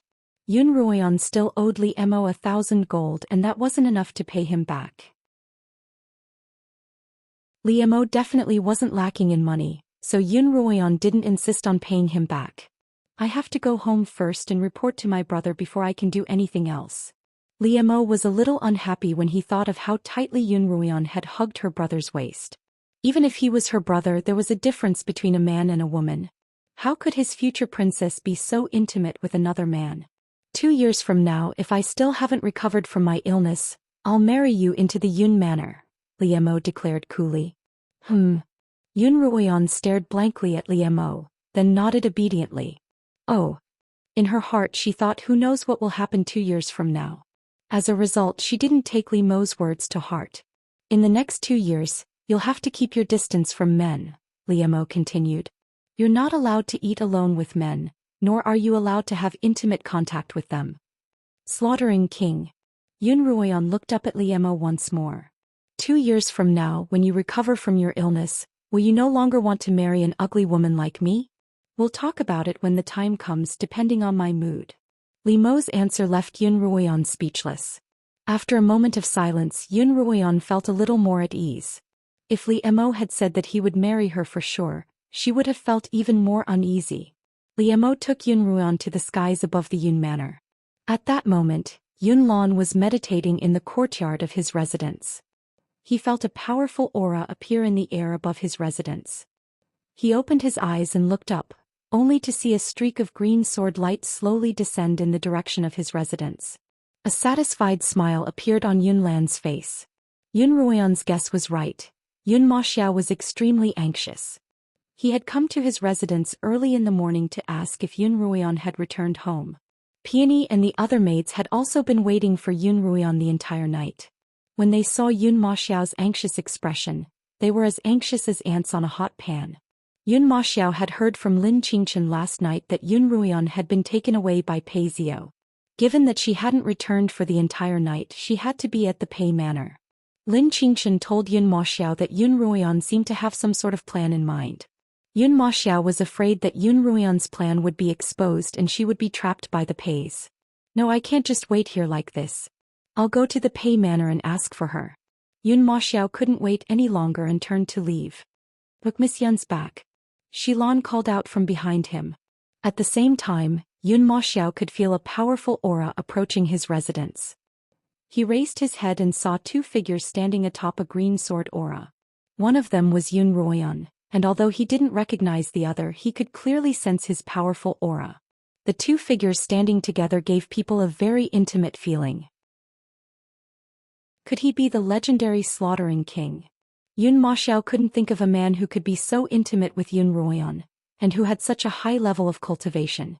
Li Mo sheathed his sword and the 2 of them landed on the ground. "Brother." Yun Ruoyan walked toward her brother. However, Yun Moxiao's gaze went past her and straight to Li Mo. Li Mo's hands were clasped behind his back, completely ignoring Yun Moxiao's gaze. "Brother, he's the Slaughtering King." Yun Ruoyan could feel her brother's solemn gaze on Li Mo, so she introduced him. Yun Ruoyan was inexplicably nervous, even more so than when she had brought Li Mo to see her brother. Li Mo's gaze also moved from Yun Ruoyan to Yun Moxiao and their gazes met. Yun Moxiao felt as if Li Mo's eyes were like black holes, carrying with them a mysterious and eerie aura that he had never encountered before. He wanted to avert his gaze, but he found that he couldn't. Yun Moxiao's heart trembled and he couldn't help but take a step back. "Brother, what's the matter?" Yun Ruoyan hurriedly rushed forward to support her brother. Yun Moxiao tried his best to straighten his back, but he didn't say a word. Li Mo's gaze finally left Yun Moxiao and landed on Yun Ruoyan's hands holding his arm. Come here. Li Mo's tone carried a hint of command. Chapter 148. Li Mo withdrew his gaze from Yun Moxiao, who heaved a sigh of relief, but his face was pale and his forehead was beaded with sweat. Yun Ruoyan didn't know what was going on between the two men, but it was clear that Yun Moxiao was on the losing end, and her heart ached for him. Li Mo, what are you doing? Yun Ruoyan asked angrily. Ruoyan Xiao, Yun Lan's voice came from outside the courtyard. How can you be so rude to the slaughtering king? Kneel. Peony, Xilan and the rest of the maids finally came to their senses. They hurriedly greeted the slaughtering king and knelt down in unison. Yun Moxiao also knelt down. Yun Moxiao pays his respects to the slaughtering king. Please forgive me for my insolence just now. Under Yun Lan's stern gaze, Yun Ruoyan had no choice but to follow suit. The slaughtering king has arrived. Please forgive me for not coming out to greet you. Yun Lan quickly stepped forward and bowed to Li Mo. Li Mo didn't even look at him. His hand was still in midair as he called out to Yun Ruoyan, Yan come here. Yun Ruoyan raised her head to look at Li Mo. She really didn't understand what was wrong with this man. Ruoyan, His Highness is calling for you. Why aren't you going over? Yun Lan ordered. Yun Ruoyan frowned as she stood up and walked up to Li Mo. Li Mo took her hand and said, Yan don't forget what you promised me. Yun Ruoyan froze. What had she promised him? Oh, she remembered now. She's not allowed to eat alone with a man, and she's not allowed to have any intimate contact with a man. Yun Ruoyan's frown deepened. Yun Ruoyan hadn't been serious when she promised him, but Li Mo was actually serious. That was her own brother. Yun Ruoyan wanted to protest, but Li Mo didn't give her the chance. Official Yun. Li Mo turned to Yun Lan. I still have matters to attend to, so I won't disturb you any longer. Your Highness has a myriad of affairs to attend to every day. This subject is deeply afraid. Yun Lan bowed, his voice full of emotion as he spoke in official language. Yun Lan didn't hear Li Mo's voice for a long time, but Yun Ruoyan did.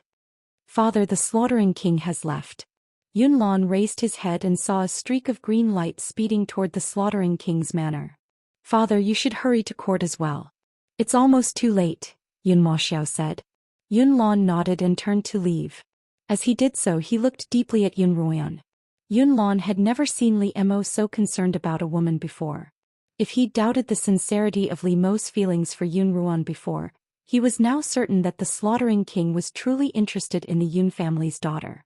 Yun Lan couldn't help but sigh. As expected of Lin Yume's daughter. Even though she hadn't inherited her mother's beauty, she was still able to attract someone like the slaughtering king. Brother, are you all right? Ruoyan, where did you go last night? The siblings asked each other at the same time. I'm fine. The slaughtering king didn't hurt me. I heard from Xianxia that you left with Paizio last night. Why did the slaughtering king send you back here? Yun Ruoyan instructed Peony and Xilan to prepare breakfast before telling Yun Moxiao about what had happened last night. As the siblings spoke, they walked into the room. Did the slaughtering king really say that he wants to take you as his consort? Yun Moxiao stopped. Yun Ruoyan also stopped and nodded at her brother. Didn't you say that you were only asking for his help? How did it turn out to be real? Yun Moxiao's expression was very serious. He's just saying it.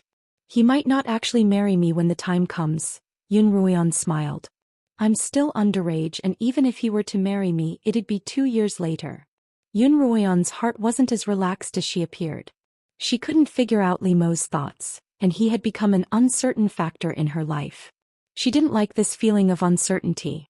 However, although Li Mo was a source of trouble for Yun Ruoyan, it wasn't the biggest problem she was currently facing, so she could put it aside for now.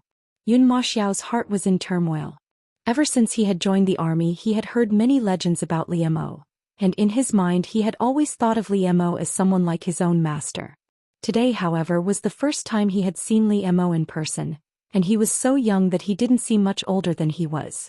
Suspicious, he couldn't help but use his spiritual energy to test Li Mo, only to be shocked by what he saw. Yun Moxiao was confident that his cultivation wasn't low, but in front of Li Mo he was like a child, unable to retaliate at all. Yun Moxiao had the same doubts as Yun Ruoyan. Why would someone as noble and powerful as Li Mo be interested in his little sister? It wasn't that Yun Moxiao felt that Yun Ruian wasn't good enough for the Slaughtering King, but that the Slaughtering King was simply too far away from them. This matter was too unexpected, too surreal. During breakfast, Yun Ruian remembered that her brother had recognized Li Luo as the owner of the sachet, and had even chased after her. She asked him if he had succeeded. Li Luo recounted what had happened in the dueling arena to Yun Ruian. You helped Li Luo save a beastkin? Yun Ruian was a little puzzled by her brother's recount. Li Luo was a maidservant of the Slaughtering King's manor, and her saving the beastkin represented the Slaughtering King's order. After all, Li Mo was an executioner who had slaughtered tens of thousands of beastkin. Why would he save a single beastkin? Yun Ruian couldn't help but think of the beastkin she had seen in the Forest of Dead Souls kneeling before Li Mo and addressing him as the Beast King. Although Li Mo hadn't acknowledged himself as the Beast King, his identity was definitely closely related to the beastkin. Li Mo, who are you? Just as Yun Ruian was deep in thought, she suddenly heard her brother's question. You know her? Yun Moxiao hadn't told Yun Ruian the girl's name, but Yun Ruian had mentioned it herself. Yes, her name's Li Luo, a maidservant of the Slaughtering King's manor. I've seen her before. She's from the Slaughtering King's manor? Yun Moxiao was once again surprised. Yun Ruian told her brother that if he wanted to see Li Luo, she could bring him to the Slaughtering King's manor. Yun Moxiao knew that Li Luo must be busy treating Duan Tianyun's wounds, and he would only be adding to her troubles if he visited her now. He shook his head and said that he'd visit her in a few days. After breakfast, Yun Moxiao returned to his own courtyard, where Yun Ruian began her daily cultivation. She was currently working hard to become an 8th rank blade master. Once she became an 8th rank blade master, she would be able to cultivate her own immortal sword. Once she became one with her sword, she would be able to fly on her own sword like Li Mo and Yun Moxiao. The thought of one day being able to soar through the skies filled Yun Ruian's heart with motivation. Yun Ruian cultivated all the way until evening. She didn't even have time to eat lunch before she finally filled her spiritual vortex with fire-attuned spiritual energy. After her cultivation session, Yun Ruian had Xilan prepare some food for her. After eating, she took a short nap. Before Li Mo left, he whispered in her ear that he'd bring her to the market that night to buy some poison ingredients, so that she could rest well. When Li Mo returned to the Slaughtering King's manor, he learned that Li Luo had managed to save her senior brother, but that he was severely injured and had lost an arm, so he went to visit him. In one of the guest rooms of the Slaughtering King's manor, Duan Tianyun lay unconscious on his bed. Li Luo had been taking care of him for an entire night, and she was also exhausted. Li Luo heard footsteps behind her. When she opened her eyes, she saw that the sky was already bright. She thought that the footsteps behind her were the maidservants who had finished brewing the medicine. She said, "Put the medicine aside. I'll feed it later." "His injuries are very serious," Li Mo commented when he saw that Duan Tianyun's eyes were tightly shut, his face pale and bloodless. When Li Luo heard Li Mo's voice, she hurriedly stood up and greeted him. Li Mo nodded, took out a sandalwood box and handed it to Li Luo. "This is a high-grade spiritual pill. It's very effective in treating external wounds." Li Luo hesitated for a moment before accepting the box. In a trembling voice she said, "I thank you on behalf of my senior brother, Your Highness." "Do you blame me?" Li Mo asked as he turned to leave. "I wouldn't dare," Li Luo replied. Li Mo nodded and turned to leave. Li Luo actually blamed Li Mo a little. If he hadn't suddenly changed his route to the dueling arena instead of the auction house, she might have been able to save Duan Tianyun long ago. If Li Mo hadn't suddenly left the dueling arena, the manager wouldn't have dared to act so arrogantly, and Duan Tianyun wouldn't have been injured so badly. But what right did she have to blame him? After all, she was just a slave bought by Li Mo. She had no right to blame her master for his actions. In fact, Li Luo should be grateful that Li Mo had agreed to her request to save Duan Tianyun, and had even taken out a high-grade spiritual pill to treat him. Li Luo thought back to more than a year ago when she had been sold to a brothel in the Yu Kingdom for auction. She had been locked in an iron cage in the main hall, wearing only a thin layer of clothing that covered her private parts. She had been surrounded by a horde of men with disgusting faces. They had stared at her body with lewd gazes and used filthy language to comment on her, talking about how they would torture her after they bought her. Many people had bid for her not only because of her beauty, but also because it was rumored that beastkin women were suitable as sexual furnaces. As a result, Li Luo knew that these men had bought her to use her as a sexual furnace. She knew how pitiful it would be to become a sexual furnace, and she was even prepared to perish together with the man. In the end, there were only 2 people left sitting in the VIP seats among the many bidders. Li Luo raised her head from the cage. One of them was dressed like a rich young master, while the other was dressed in a black robe, his hair loose and unkempt. The young master had been the first to make a bid, and only at the last moment did the black-robed man attempt to rob her. No matter how much the young master offered, the black-robed man would always outbid him by 100 taels of silver. Finally, the young master flew into a rage and took out his bow, intending to shoot Li Luo to death. What he couldn't have, he couldn't allow to fall into someone else's hands. Li Luo looked at the cold arrowhead, but a smile of relief appeared on her face. Chapter 149. The cold arrowhead shot towards Li Luo, who closed her eyes in relief. But the arrow didn't pierce the flesh and death didn't come. Li Luo only heard the sound of porcelain shattering not far from her. It turned out that the black-robed man had used the wine cup in his hand to stop the arrow that was flying towards her. The noble young master was furious. He brought a group of servants to find trouble with the black-robed man. The black-robed man was alone, but he easily beat up more than a dozen strong men. The nobleman released a sleeve dart to sneak attack him, but it was blocked by him with a flick of his sleeve. The sleeve dart directly sank into the nobleman's head. Li Luo curled up in the cage, watching as the black-robed man walked towards her. He reached out, 2 fingers glowing with white light as he easily broke the lock on the cage. He walked into the cage and held out his hand to her. "Can we go now?" The man's voice was low and indifferent, but it was deeply imprinted in Li Luo's mind. Li Luo shook her head. After being fed the bone-softening powder, she had no strength left in her. She couldn't even open her mouth to speak. The man took off his black robe and draped it over her. He carried her out of the iron cage and out of Fengyue brothel. "He's His Highness, the slaughtering king of the Li Kingdom." At this point someone recognized the man and the entire Fengyue brothel was in an uproar. "Don't tell me he's the legendary slaughtering king who suppressed the Beastkins' rebellion?" Someone exclaimed in disbelief. "That's right. That black robe and such a high level of cultivation can only belong to the slaughtering king. No wonder he could be so calm after killing the young prince. It seems like this tyrant of the Yu country has died in vain." Only then did Li Luo realize that the man hugging her was the slaughtering king, the one who had killed tens of thousands of her beastkin. Duan Tianyun's pained cry interrupted Li Luo's train of thought. "Senior brother." Li Luo hurried over to help Duan Tianyun, who was struggling to sit up. "My arm." Duan Tianyun looked at his empty right shoulder, his eyes filled with pain and despair. "Senior brother, even without your right arm, you are still the #1 warrior of our beast race." Li Luo consoled. She opened the sandalwood box in her hand and took out the spirit herb, handing it to Duan Tianyun. Duan Tianyun stared at the pill in Li Luo's hand in astonishment. He had only heard about high-grade pills from the elders in his clan, but he had never seen one with his own eyes. "Is this a high-grade spirit herb?" Duan Tianyun asked doubtfully. "Yes." Li Luo nodded. "Senior brother, eat it and you'll recover quickly." "Where did you get the top-rank elixir?" Duan Tianyun asked worriedly. They were slaves here and he was worried that Li Luo had stolen the spirit herb. If she was caught, the consequences would be dire.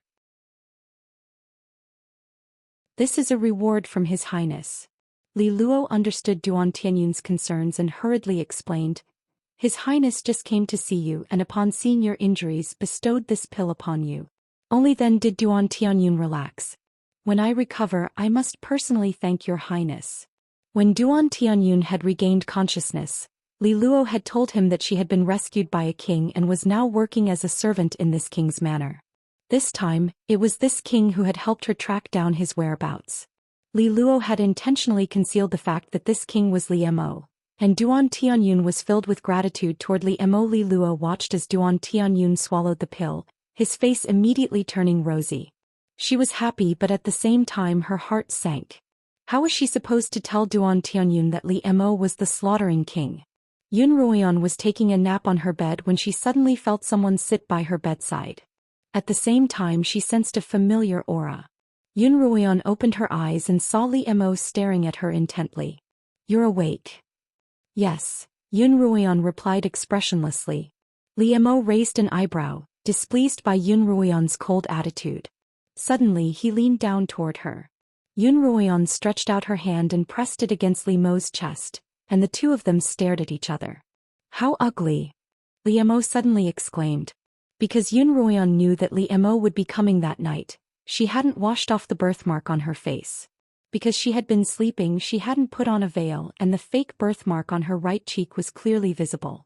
In order to avoid a repeat of Yun Moyuan's misfortune, Yun Ruoyan didn't mind the trouble of making a fake birthmark as big and ugly as possible. Li Mo's mood worsened when he saw the fake birthmark on Yun Ruoyan's face, and his expression was one of undisguised disgust. Yun Ruoyan froze. She interpreted Li Mo's simple disgust at her fake birthmark as his own disgust for her, and her heart suddenly ached. Indeed, every man in this world loved beauty. Li Mo was also a man, and he was no exception. Yun Ruoyan smiled coldly. "I've been ugly for more than a day or two. If you don't like it, please keep your distance." Yun Ruoyan's attention was distracted, and she didn't push him away as hard as she could. Li Mo took the opportunity to lean in and kiss her. Yun Ruoyan's eyes widened in anger, and she began punching Li Mo with both hands. The more Yun Ruoyan struggled, the more ferocious Li Mo's kiss became. Only when she gave up struggling did he release her. "Didn't you think I was ugly?" Yun Ruoyan panted. "What do you mean by that?" "It can't be helped," Li Mo replied. No matter how ugly you are, I can only love you." Yun Ruoyan didn't understand what Li Mo was implying. Frowning, she muttered, "You're sick." "That's right, and quite sick." Li Mo smiled. If you don't want to go to the market, I don't mind spending some time with you." Li Mo was about to lean in again, but Yun Ruoyan didn't try to be brave. I'll go. "Who said I wasn't going?" Yun Ruoyan got up. Because she was still dressed, she only needed to put on a veil before she could leave. The two of them left through the rear window. Li Mo didn't ride on his sword, and the two of them boarded a carriage waiting for them at the back of the manor. After handing the reins to Li Mo, the coachman left and Li Mo drove the carriage back to the market. "Why aren't you flying on your sword today?" Yun Ruoyan's upper body was sticking out of the carriage's curtains. "Flying on a sword requires spiritual energy, and I didn't get my spiritual energy for nothing." Li Mo tilted his head and glanced at Yun Ruoyan. "Besides, it's boring to do everything in one go. It's fun to drive a carriage slowly through the streets. The night's long and we don't have to rush." Yun Ruoyan didn't know how to respond. "Why aren't you talking?" Seeing Yun Ruoyan's silence, Li Mo spoke up. "You're even cuter when you're drunk, and you even talk and laugh like a teenage girl. Now that you're silent, you seem even older than me." "You're right," Yun Ruoyan replied. "I've always been old, and you've all been fooled by my appearance." Yun Ruoyan was already in her 30s in both her past and present life. "Wasn't that old?" "Haha." Li Mo laughed. You're truly different from the rest. Not only do you like being ugly, you also like being old. I'm afraid that no one else would want an old and ugly Yun." Yun Ruoyan rolled her eyes, not knowing how to respond. After a long silence, Yun Ruoyan finally spoke up. "Did Li Qianhan tell you about a request you've made of me?" Yun Ruoyan had saved Li Mo from the lake, and he had made a request of hers.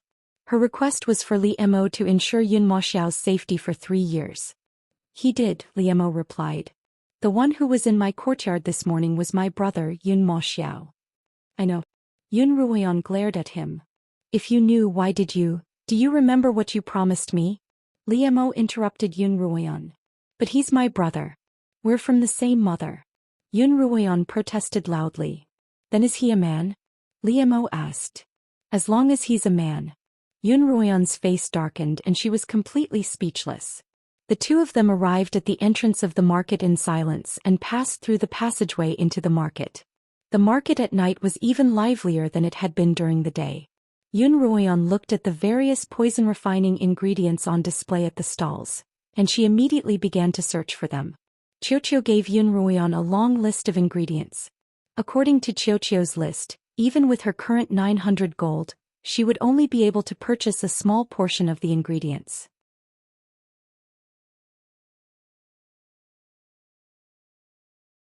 Chapter 150. In the morning, Zhou Yifeng and Zhou Lin were preparing to leave the grassy pavilion for the bamboo garden to take care of the magical beasts when Lin Qingxue arrived. Lin Qingxue had been very diligent in her archery practice. At first she hadn't even been able to hit the target, but now she was able to hit the bullseye every now and then. Seeing that she was serious, Zhou Yifeng began to teach her seriously. Originally, Lin Qingxue had agreed that she wouldn't be able to practice archery because of Lin Zainan's cultivation homework. But unexpectedly, Lin Qingxue worked so hard that she stayed up all night to finish her homework. The next day she showed up at the grassy pavilion. Zhou Lin was moved by Lin Qingxue's enthusiasm, and had Zhou Yifeng stay behind to help her practice while she went to the bamboo garden. When Zhou Lin arrived, Lin Qingchen told her that a demonic pig had given birth to a cub the night before, and that it needed to be looked after carefully. Lin Qingchen then went to the apothecary, leaving Zhou Lin alone in the bamboo garden. As usual, Zhou Lin prepared food for the magical beasts and fed them. After spending some time together, the magical beasts had become familiar with Zhou Lin and didn't make a fuss. After feeding all the magical beasts, Zhou Lin cut up some diced carrots and fed them to the demonic pig that had just given birth. Zhou Lin brought the diced carrots to the cage, where the demonic pig was snoring lightly. The little pig, however, was awake, staring at Zhou Lin with its round black eyes. Zhou Lin opened the cage and placed the diced carrots into a bowl.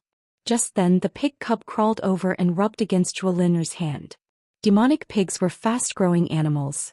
They grew almost every hour, and they would stop growing after reaching a length of about 3 feet in 7 days. They were small, cute, and lively and were one of the favorite pets of humans. Because their meat was tender and fragrant, they were favored by the nobility. They could be sold for 100 gold taels on the market and were sought after by hunters. The newborn pig was only the size of a kitten, and its body was as white as snow, making it look like a cute snowball. At this time, it was like a naughty child, using its pink and soft nose to nudge Zhou Lin's hand, wanting to play with her. Zhou Lin took the little demon pig out of the cage and held it in her arms. The little demon pig struggled to get off the ground, so Zhou Lin bent down and placed it on the ground. The little demon pig spun around on the ground, biting its own tail.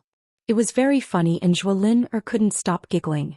After playing for a while, Zhou Lin wanted to put the little demon pig back in the cage, but just as she reached out, the little demon pig suddenly turned around and ran away, brushing past Zhou Lin's fingers. Zhou Lin quickly chased after it. Although the demon pig didn't run very fast, it was small and nimble. Zhou Lin couldn't catch it even after it ran around the garden twice. The little pig discovered the gate to the garden and suddenly ran towards it. Zhou Lin anxiously followed it out of little bamboo garden. Zhou Lin followed the little demon pig all the way to the back of the garden, where the little demon pig crawled out of a small hole in a corner of the garden. Zhou Lin saw that the back door wasn't closed, so she ran out through it without a second thought. Zhou Lin had just walked out of the back door, but she hadn't run 2 steps when an unfamiliar man suddenly blocked her way. Only then did she remember everyone's earlier warning. She turned around and was about to run when her vision suddenly darkened. Her body flew into the air, but she was caught by a cloth sack and slung over someone's shoulder. Frightened, Zhou Lin opened her mouth to scream, but as soon as she did, she heard a familiar woman's voice. "Sister Ruoyan, help!" Zhou Lin screamed. Zhou Yifeng practiced archery with Lin Qingxue for almost an hour before heading to Little Bamboo Garden, and Lin Qingxue requested to tag along. When the two of them arrived at Little Bamboo Garden, Zhou Lin was nowhere to be seen. They called out a few times but there was no response. Zhou Yifeng had a bad premonition. Surely the far-sighted king's men wouldn't be so bold as to sneak into the Lin manor to kidnap Lin Qingxue in broad daylight. The two of them hurriedly left Little Bamboo Garden to search for her. In the process, they ran into a farmer responsible for delivering vegetables to the Lin manor, who told them that a petite girl had fled to the back of the garden. The two of them hurriedly ran to the back of the garden, and when they saw the open back door, they hurriedly chased after her.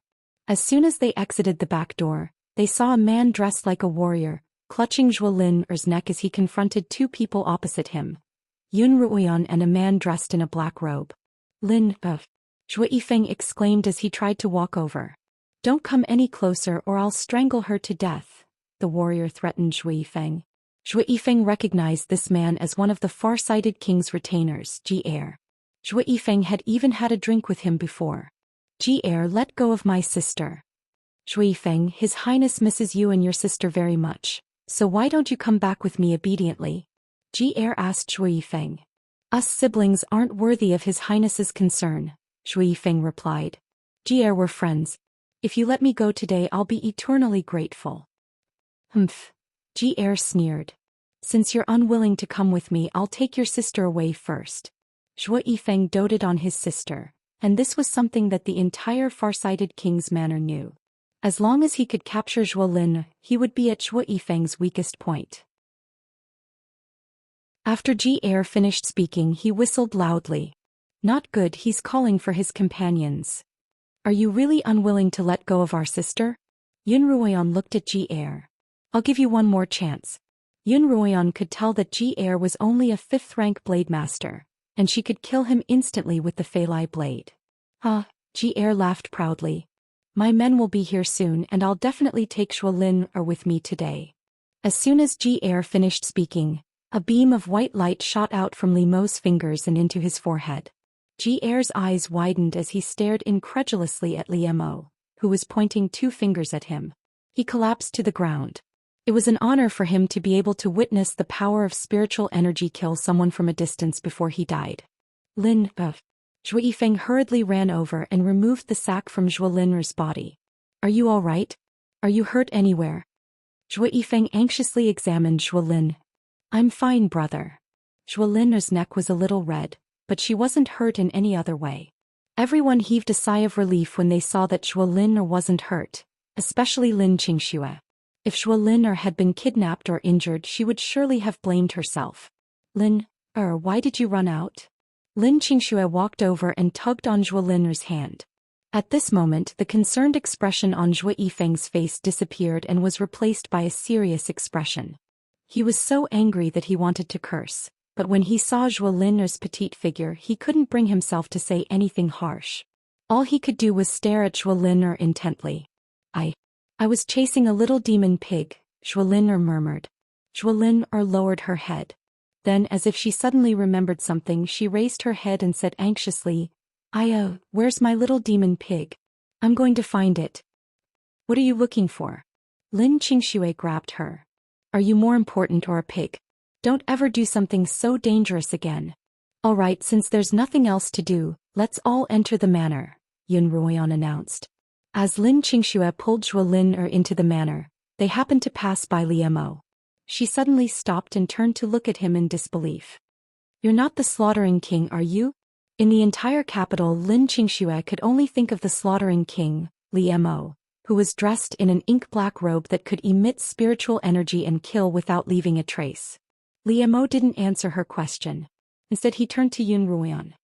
I'll be heading back first. Yun Ruoyan nodded in agreement. You're the Slaughtering King, right? You must be. Lin Xianxia was a little excited. She was a hot-blooded girl and she had long been fascinated by Li Mo. That's great. I've finally met the Slaughtering King. Lin Xianxia exclaimed. Li Mo ignored Lin Xianxia and turned to leave, but Zhou Yifeng's low voice came from behind him. You're the Slaughtering King, the one who slaughtered tens of thousands of beastkin. Li Mo continued walking toward his carriage as if he hadn't heard Zhou Yifeng's words. Although Li Mo didn't admit it, his silence was a tacit admission. Zhou Yifeng clenched his fists as he looked at Li Mo's back. The enemy who had slaughtered his own beastkin had suddenly appeared in front of him. Zhou Yifeng's heart was in turmoil. The image of his beastkin lying in pools of their own blood appeared before his eyes, and he could hear the anguished wails of his dying mother. Zhou Yifeng's father, the general of the beastkin Zhou Bufan, had died in that massacre. When his mother heard the news, her sickly body couldn't take it any longer, and she died with her eyes wide open. His mother's final instructions were to take good care of his sister and to avenge his father. Li Mo, hand over your life. Zhou Yifeng shouted as he punched at Li Mo's back. Li Mo, be careful. Yun Ruoyan knew that Zhou Yifeng wouldn't be able to hurt Li Mo, but she still couldn't help but warn him. Li Mo still didn't turn around, but an invisible barrier of spiritual energy seeped out of his body. Zhou Yifeng used all of his spiritual energy to land a punch on Li Mo's spiritual energy barrier. Zhou Yifeng felt a powerful rebound from Li Mo's body to his fist. Zhou Yifeng was sent flying out uncontrollably, crashing into the wall of the courtyard with a loud bang. Brother Zhou. Zhou Lin'er and Lin Qingxue ran over at the same time. Zhou Yifeng leaned against the wall, a trickle of blood dripping from the corner of his mouth. He stared at Li Mo with beast-like eyes. Li Mo, I'm going to kill you to avenge my beastkin and my father. Zhou Yifeng spat out. Chapter 155. Yun Ruoyan quickly extinguished the fire and followed Uncle Lin to the main hall, where she found Pei Zio sitting at the lower seat sipping tea. Pei Zio. Yun Ruoyan called out before she even reached him. As soon as Pei Zio raised his head and saw Yun Ruoyan, his eyes began to glaze over. Yun Ruoyan knew at a glance that the soul-stealing pill had taken effect. I have something to say to young Master Pei in private. Uncle Lin, you can go ahead with your work. Uncle Lin noticed the sudden change in Pei Zio's expression. Having traveled extensively with Lin Zainan, he was quite observant of such things. What's wrong with young Master Pei? It's as if he's lost his soul. Miss, you better be careful. I understand, Uncle Lin. Uncle Lin retreated and Yun Ruoyan walked up to Pei Zio. He stood up stiffly, his gaze following Yun Ruoyan as if he were a dog waiting for orders. As a dog. There was no better description for him than this, and Yun Ruoyan was once again impressed by the soul-stealing pill's power. Have you gathered everything? Yun Ruoyan asked. Yes, mistress, Pei Zio replied mechanically. All right, let me see. Yun Ruoyan pointed at a wooden table. She noticed that Pei Zio was also wearing a storage ring, and she guessed that what she was looking for was inside. Pei Zio turned around mechanically and waved his hand on the table. 3 gold-threaded cedar boxes appeared on top of it. 3 boxes, 1 large and 2 small. Yun Ruoyan walked over and opened the large box. Inside were dozens of tiger canine arrowheads that glowed with a metallic luster, each one incredibly sharp. Yun Ruoyan counted 4 rows, each with 10 arrowheads for a total of 40 arrowheads. Yun Ruoyan was pleasantly surprised. She had thought that there would only be around 20 arrowheads, but she had nearly double that number. However, these arrowheads were much smaller than the ones she usually saw. Yun Ruoyan wondered if the increased number of arrowheads would affect the sharpness and hardness of the arrowheads. No, Pei Zio replied. Pei Zio said, Father said that the saber-toothed tiger's teeth are very hard and cumbersome materials. If they were refined to be the same size as ordinary arrowheads, it would be a burden instead and they wouldn't have an advantage in speed. This way, not only can it increase the quantity but it will also be easier for the user. Pei Zio said everything he knew. He continued, but there are advantages and disadvantages. The disadvantage of making it smaller is that the arrowhead can't deal too much damage to the opponent. This requires the user to accurately shoot the arrowhead into the opponent's vitals. She had absolute confidence in Zhou Yifeng's swordsmanship. After looking at the tiger canine arrowhead, Yun Ruoyan looked at the other 2 high-grade spiritual herbs in the boxes. Of the 2 spiritual herbs, one was of superior grade while the other was of superior grade. Pei Zio introduced the superior high-grade spirit medicine as the heaven-shifting pill. It was a type of spirit medicine that could quickly help a cultivator recover all the spiritual energy they had expended in battle. The other one was called the Remania pill. It was a kind of spiritual medicine that could be applied externally. Crush it and sprinkle it on the wound, and it had a miraculous effect on the healing of the wound. You've done very well. Yun Ruoyan stored the 3 boxes into her pocket dimension, then turned to Pei Zio. Thank you for your praise, mistress. Pei Zio's wooden expression revealed a trace of happiness at being praised. Under the effects of the soul-stealing pill, Pei Zio completely regarded Yun Ruoyan as his mistress, and his only goal was to complete the mission that she had given him. Yun Ruoyan couldn't bear to give Pei Zio the antidote, but if she didn't, that old fox Pei Xiang would surely discover it.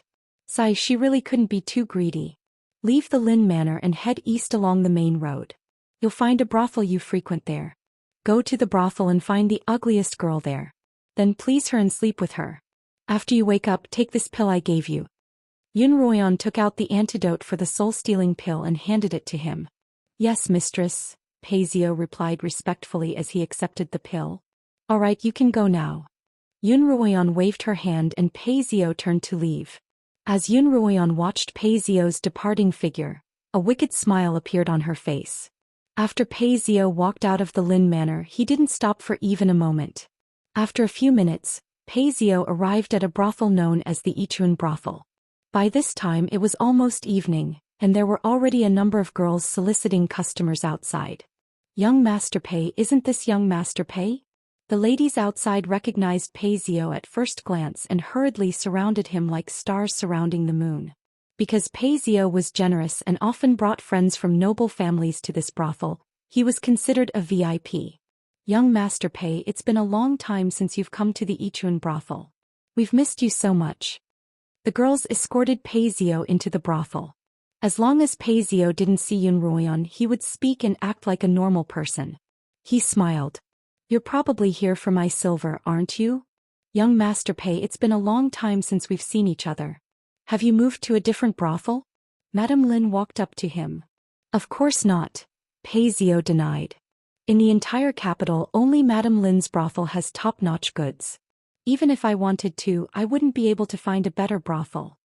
Paisio's words made Mama Lin's old face smile like a chrysanthemum. She moved closer to Paisio and said, "Mama, I've left some fresh goods for young master. I'm just waiting for young master to taste them." Paisio was very particular about women. They had to be undeveloped and they had to be beautiful. In the jargon of the brothel, they had to be fresh. Paisio had always been willing to spend money on fresh goods like this. "All right, madam, please introduce me to them." Paisio's eyes darted around the room as he spoke. "Young Master Pei, please wait a moment. The girls will be here in a moment." Madame Lin headed to the back of the hall. Paisio directly sat on a seat in the main hall. At this time, a lady lowered her head and buried her face in her hands as she served him wine. She didn't know if she was nervous, but she twisted her leg and almost fell. "Be careful, Mississippi," Paisio smiled as he helped her up. He was an elegant young master dressed in a white robe. His smile was as refreshing as a breeze, and it immediately caused a group of girls to fall head over heels for him. But what the girls found strange was that young Master Pei, who had always had high standards, was smiling at the ugly girl. In the past, young Master Pei would always frown whenever he saw her, so why was he smiling at her today? How uncanny. When the ugly girl saw Paisio smile at her, she immediately steadied herself and giggled foolishly. She had a flat face, slanted eyes, bald eyebrows and pouting lips. Her skin was as dark and rough as sand after being exposed to the sun, and there was a tinge of red mixed in with black. As he smiled, a mouthful of uneven yellow teeth appeared to be on the verge of popping out. The girls couldn't help but cover their noses and mouths, as if they could smell the stench coming from her mouth even from afar. Because she was so ugly, she had been given to the Ichun brothel for free.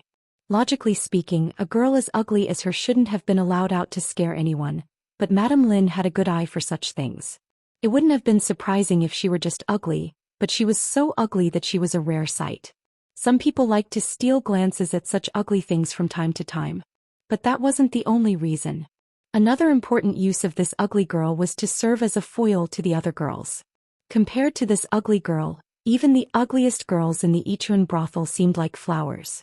As Paisio stared at the ugly girl, Yun Ruoyan's hypnotic voice rang out in his ears. "Find the ugliest girl in the brothel, please her and sleep with her. That's her, that's her, that's her." Paisio's eyes flickered between slackness and clarity. In truth, he wasn't sure if he was conscious or not. But he had to carry out his master's orders, so he asked, "May I ask how I should address you and how old you are?"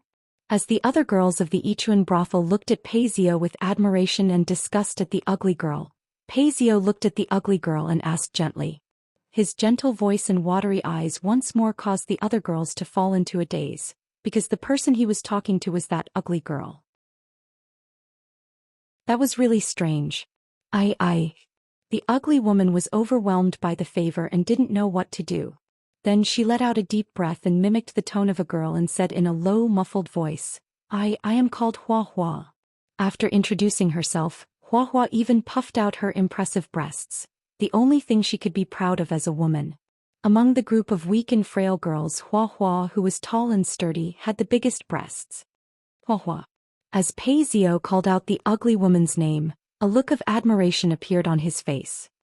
He said faintly, blooming flowers like brocade, flower field under the moon, wind flower, snow moon, beautiful flowers, round moon, what a good name.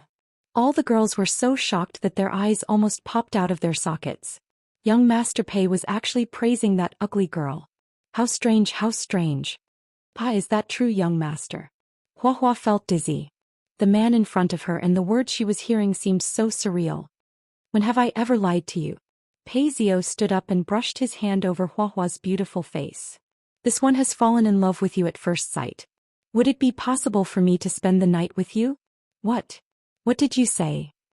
Hua Hua's eyes widened in disbelief. What she wanted to do more than anything right now was to look in a mirror and see if she had really become more beautiful overnight. What, are you unwilling? Pei Zio frowned. No, that's not it. Hua Hua waved her hands. I'm just an errand boy. My mother doesn't allow me to receive guests. Don't worry about this girl, I'll take care of her. Just then Madame Lin brought in 7 or 8 fresh goods from the inner hall. These were all new arrivals, specially prepared to receive refined guests like Pei Zio. Young Master Pei, sorry to keep you waiting. Madame Lin swayed her hips, smiling as she walked. These girls are all fresh. Young Master Pei, please take your pick. There's no need. Young Master Pei's gaze swept over the beautiful girls. I've already found what I want. Ah? Who is it? Madame Lin asked in surprise. Among the girls in Yi Hong brothel, which one could catch the eye of the crafty young Master Pei? Sir. Pei Zio pointed to the girl beside him. Madame Lin looked in the direction he was pointing. Hee hee, mommy, it's me. Hua Hua raised her beautiful face and grinned at Madame Lin.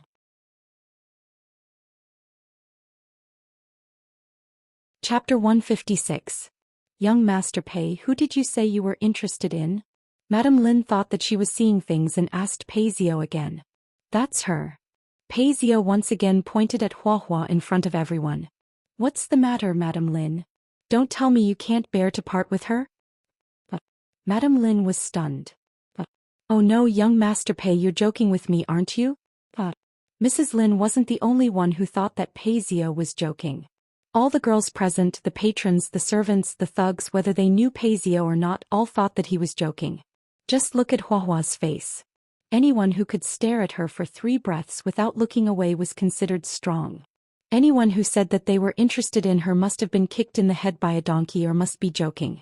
Madame Lin didn't think that Pei Zio had been kicked in the head by a donkey. Mother. Hua Hua shyly called out to Madame Lin. Young Master Pei said that he wants to spend the night with me. What? Madame Lin's eyes widened. Say that again. It wasn't just Madame Lin who didn't believe Hua Hua's words. Everyone present didn't believe her either. This ugly girl must be crazy. She actually wants to spend the night with young Master Pei. Look at how ugly she is.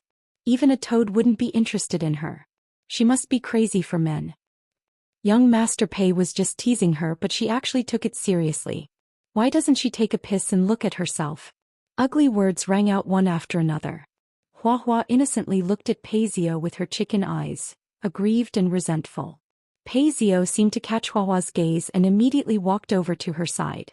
Under the watchful eyes of everyone present, he placed a hand on Hua Hua's muscular back and announced loudly, Miss Hua Hua is right. This young master has indeed taken a liking to her and wants to spend the night with her. As soon as Pei Zio said this, the entire crowd fell silent. The girls who were interested in Pei Zio but had never been in his eyes all heard the sound of their hearts breaking. The handsome and elegant young Master Pei wanted to spend the night with that ugly girl. How were they supposed to live? Mama Lin. Pei Zio broke the silence. As he spoke, he took out a banknote from his pocket and handed it to Mama Lin. Miss Hua Hua must be an artist. Mama, see if this is enough to buy her first night. Mother Lin looked at the stack of banknotes in front of her. Although she was still a little confused, she reached out to take the banknotes out of habit. Is it enough? Ah. Mother Lin replied blankly. Ah. That's enough, that's enough. It was really enough. Madame Lin didn't even need to count it. Just by looking at it she could tell that the stack of banknotes was worth at least 400 or 500 taels of silver. Even the most beautiful girl in the Yichuan brothel was only worth this much. Hua Hua was a free gift. Mama Lin was raising her purely to ward off evil spirits. Who would have thought that one day Hua Hua would be able to earn money for herself? Madame Lin immediately came to her senses. What kind of place was the Yichuan brothel? Wasn't it a place where men could do whatever they wanted? Not to mention Hua Hua, as long as she paid she would have no problem spending the night with her mother. Young Master Pei is truly different from the rest, huh? Madame Lin waved the handkerchief in her hand, as if she were talking to any of the beautiful girls in the Yichuan brothel. She circled around Hua Hua and praised her. Hua Hua is definitely a real artist. Most people wouldn't be able to bring themselves to praise her. Look at that figure, look at that big face. According to convention, Madame Lin should have praised Hua Hua a few more times, but she really couldn't find the right words. After a long while she finally blurted out, "Who's lucky enough to endure such torment?" "Mama." Hua Hua shyly twisted her muscular body, successfully disgusting a large group of people. But Hua Hua didn't care, because the extraordinarily handsome Pei Zio was currently looking at her with deep affection. Darling Pei. Although Hua Hua was very coarse, she had still been influenced by the Yichuan brothel for a few years, so she knew a little about the terms of endearment between a lady and her guest. As a result, she called out to Pei Zio in a hoarse and unpleasant voice. "Darling Pei." "Shoo." Pei Zio reached out and placed a finger on her thick, protruding lips. "Miss Hua Hua, are you happy?" "I'm very happy, darling Pei." "Find the ugliest girl and please her." The first order had been completed. The soul-stealing pill was still in effect, and Pei Zio had to complete Yun Ruian's second order. "Miss Hua Hua, every moment of the night is worth 1,000 pieces of gold."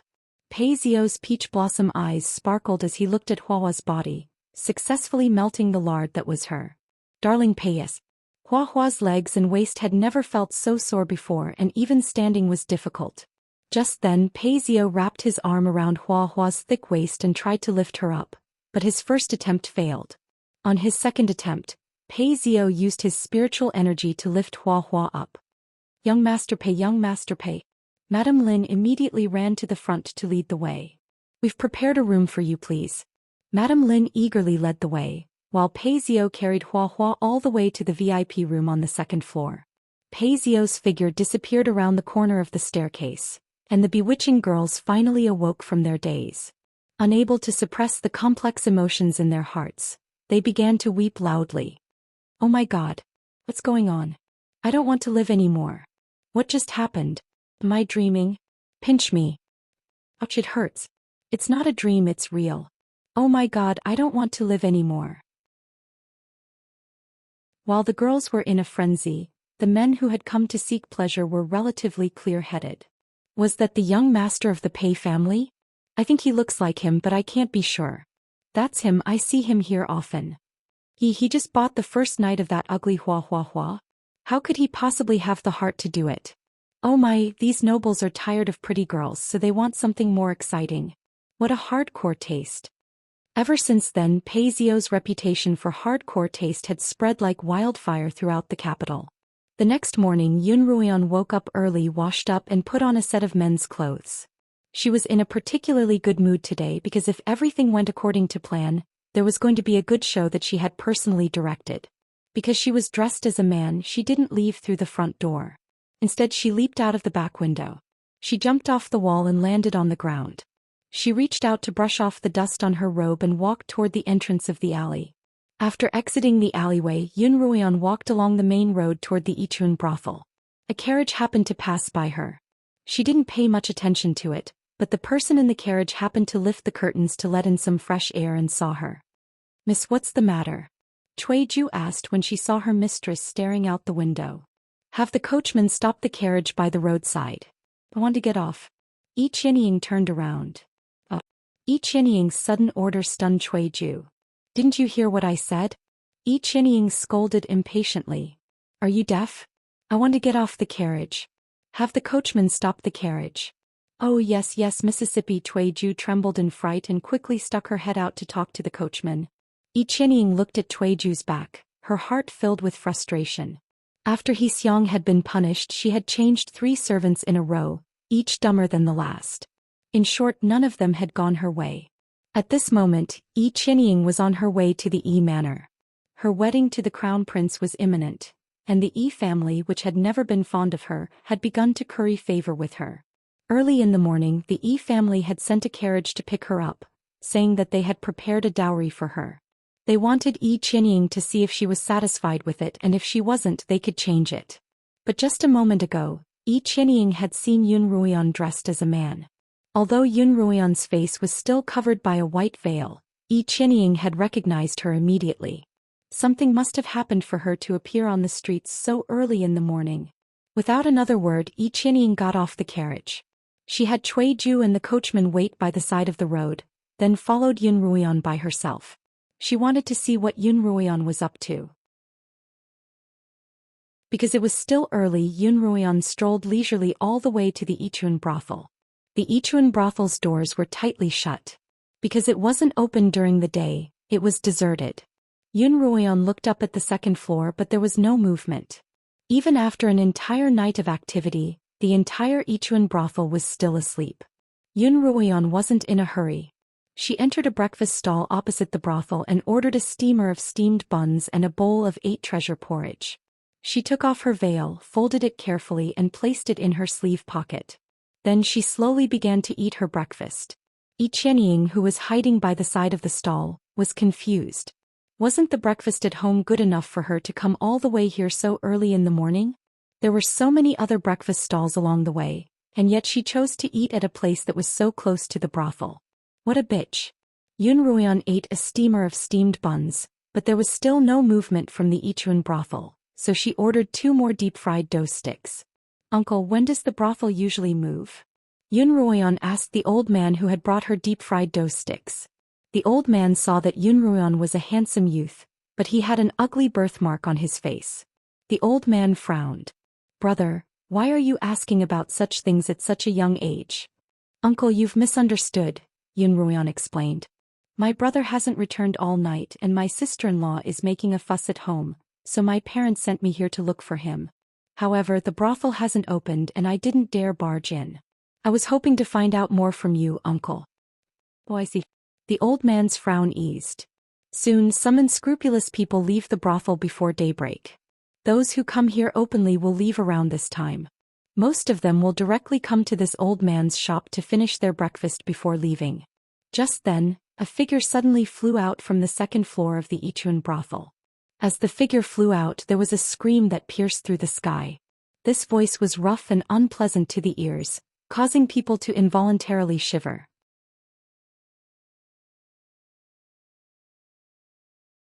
Chapter 157. The old man in charge of the breakfast shop had just put away a pile of bowls when he heard a scream.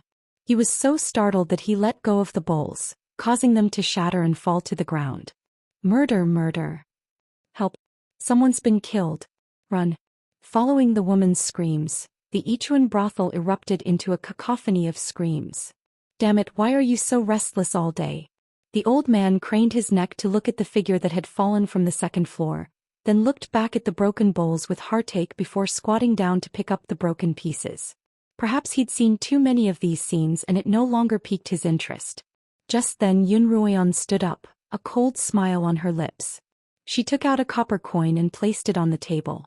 Yun Ruian put on her veil and walked toward the Yichun brothel. Hey brother, the old man called out to Yun Ruian from behind, not wanting her to join in on the fun. Yun Ruian didn't seem to hear him. She had already reached the Yichun brothel's main entrance and was standing next to the woman who had fallen from the second floor.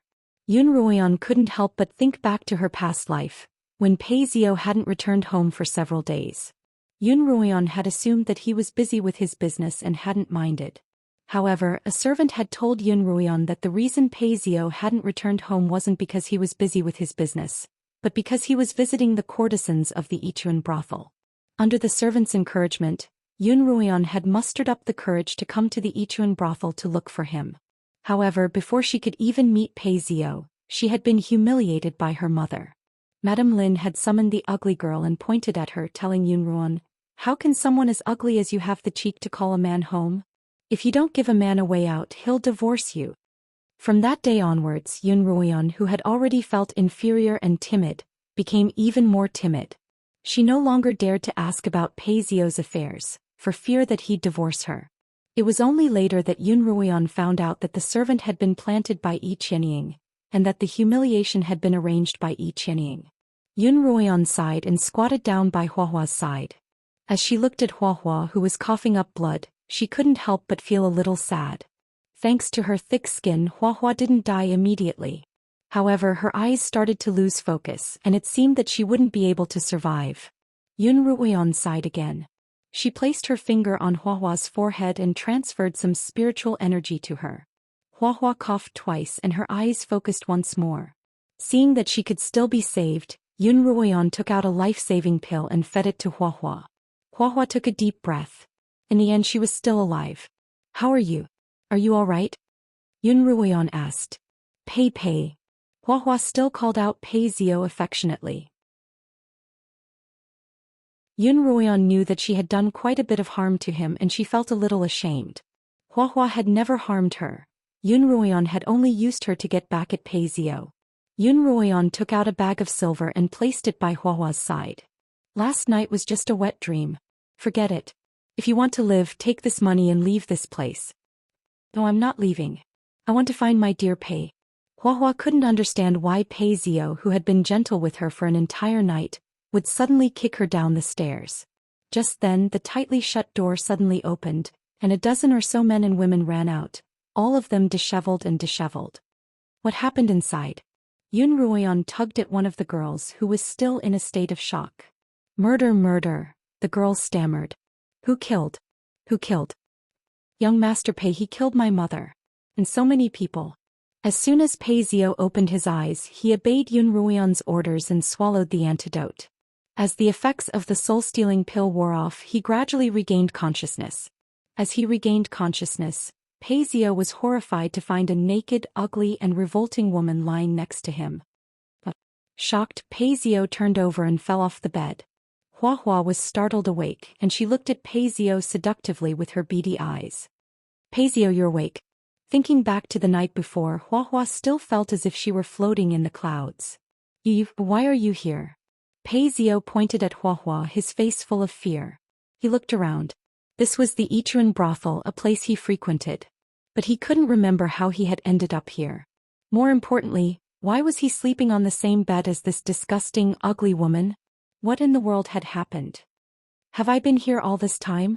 Huahua pouted her thick, swollen lips and smiled shyly. "Last night, Pei Zio, you were very gentle." Pei Zio's head exploded and a few scattered images flooded into his mind. His eyes were bloodshot as he stared at Huahua, who was lying on the bed. "Pei Zio, what's wrong?" Huahua didn't understand Pei Zio's expression, so she propped herself up. The blanket slid off, revealing a large patch of rough black and red skin. Pei Zio suddenly felt like he was going to go blind. He clutched his face, tears streaming down his cheeks. "Pei Zio, what's wrong with your eyes?" Huahua grabbed a robe and draped it over herself. She got off the bed and walked to Pei Zio's side, reaching out to help him up. "Get out of my way!" Pei Zio shouted and kicked Huahua's chest. This kick contained all of Pei Zio's spiritual power. Huahua only had time to let out a cry of surprise before her fat body flew out the window and out of the VIP room on the second floor. Pei Zio's memories grew clearer and clearer. He remembered how he had entered the Yichuan brothel, how he had spent the night buying Huahua, and what that night had been like. Pei Zio lay on the floor in pain, his body curled into a ball. His stomach churned. Madame Lin heard the commotion upstairs and pounded her way up to Pei Zio's room. She knocked on the door. Young Master Pei, are you all right?" Madame Lin laughed as she knocked on the door. Last night, the commotion in the room had been so loud. Just thinking about Huahua's body and voice gave Madame Lin goosebumps. Honestly, she couldn't understand how young Master Pei's taste had changed so much. But he was rich. It was true that the rich were good at causing trouble. "Young Master Pei, breakfast has been prepared for you. You and Miss Huahua." Before Madame Lin could finish speaking, the door suddenly opened. Paisio stood there, his face ashen. Madame Lin, who was used to reading people's expressions, froze. Young Master Pei, what's wrong? Madame Lin asked. Madame Lin. Gritting his teeth, Paisio looked at Mama Lin and said, Who told you to get that ugly monster with me? Madame Lin was dumbfounded. You bought her with your own money. I bought her myself. Paisio clenched his teeth so hard that they were about to bleed. In his memory he had indeed bought her, but in his memory he seemed to be a completely different person. If I want to buy her, you'll sell her? Paisio's eyes were bloodshot. To him, there was nothing worse than playing with a woman who made him feel so disgusted. Of course. Madame Lin said matter-of-factly. Who doesn't know that our Yihong brothel is a money-squandering establishment? My Madame Lin only cares about money, not people. As long as I have money, I'll even sell myself, let alone Hua. Is that so? Paisio smiled viciously. Then I'll buy your life. With that, Paisio reached out and grabbed Madame Lin's neck. Ah, save. Madame Lin only managed to say 2 words before her neck was squeezed tightly by Paisio. The girl in the room next door heard the commotion and pushed open the door to see Paisio strangling Madame Lin. Madame Lin's eyes were wide open and her mouth was wide open. Her tongue was hanging out. Paisio loosened his grip and Madame Lin fell limply to the ground. She couldn't be more dead. Murder. The girl was so frightened that she screamed like a pig being slaughtered. Her scream was even worse than Hua's. The entire Yichuan brothel was woken up by her scream. The girls, the patrons, and the hired thugs all pushed open the doors to see what was going on. The cries of murder, rang out again and again. When the thugs saw that their boss had been killed and that the murderer was still at the scene of the crime, they all pounced on Paisio. Paisio had killed Madame Lin in a fit of rage. He stared blankly at Madame Lin, who was lying on the ground with her eyes rolled back and her tongue hanging out. While Paisio was still in a daze, a few thugs surrounded him and beat him to the ground. Although these thugs didn't have very high cultivations, they were very good at beating people up and they specifically targeted vulnerable areas. Paisio's nose, eyes, and abdomen all hurt. Just as one of the thugs was about to kick him in the groin, Paisio suddenly exploded. The blood in his chest surged. With a flip of his hand he took out his family heirloom, the cloud-piercing spear, and didn't hold back at all. In an instant the brothel was dyed red with blood. There was a constant stream of people running out of the Yihong brothel. Not only were they screaming that someone was being murdered, but they were also screaming that they should report this to the authorities. A madman was killing people. Yi Qianying's curiosity was also piqued. A place like the Yichuan brothel would normally be avoided by the ladies of good families. But the more she avoided it, the more curious she became about it. Moreover, given the commotion that had just occurred, she decided to walk over as well. Yun Ruoyan didn't enter the Yichuan brothel. She was only there to watch the show, and the situation had already far exceeded her expectations. As such, it was best to watch from afar. Yun Ruoyan turned to return to the breakfast shop, but Hua had already disappeared. It seemed that she hadn't been foolish enough to take a breather. By this time the Yichuan brothel was surrounded by a crowd of onlookers. Yi Qianying was bumped into by one of the onlookers, and by the time she turned around she had lost track of Yun Ruoyan. She stopped in the middle of the crowd. What happened? Someone in the crowd asked. Someone killed Madame Lin, one of the patrons who had rushed out of the Yichuan brothel replied. Oh, it's that wicked old woman? Who killed her? Young Master Pei of the spiritual weapon trade. Yi Qianying immediately perked up her ears as if she had been pricked by a needle. Why, I'm telling you, there's something fishy going on here.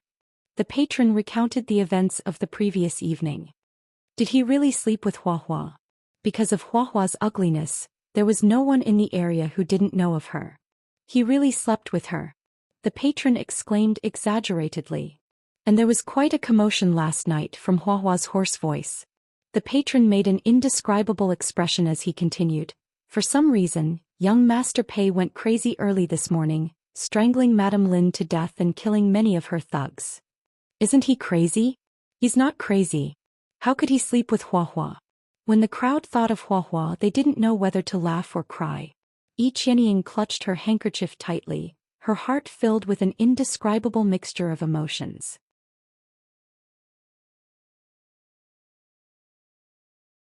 Chapter 158.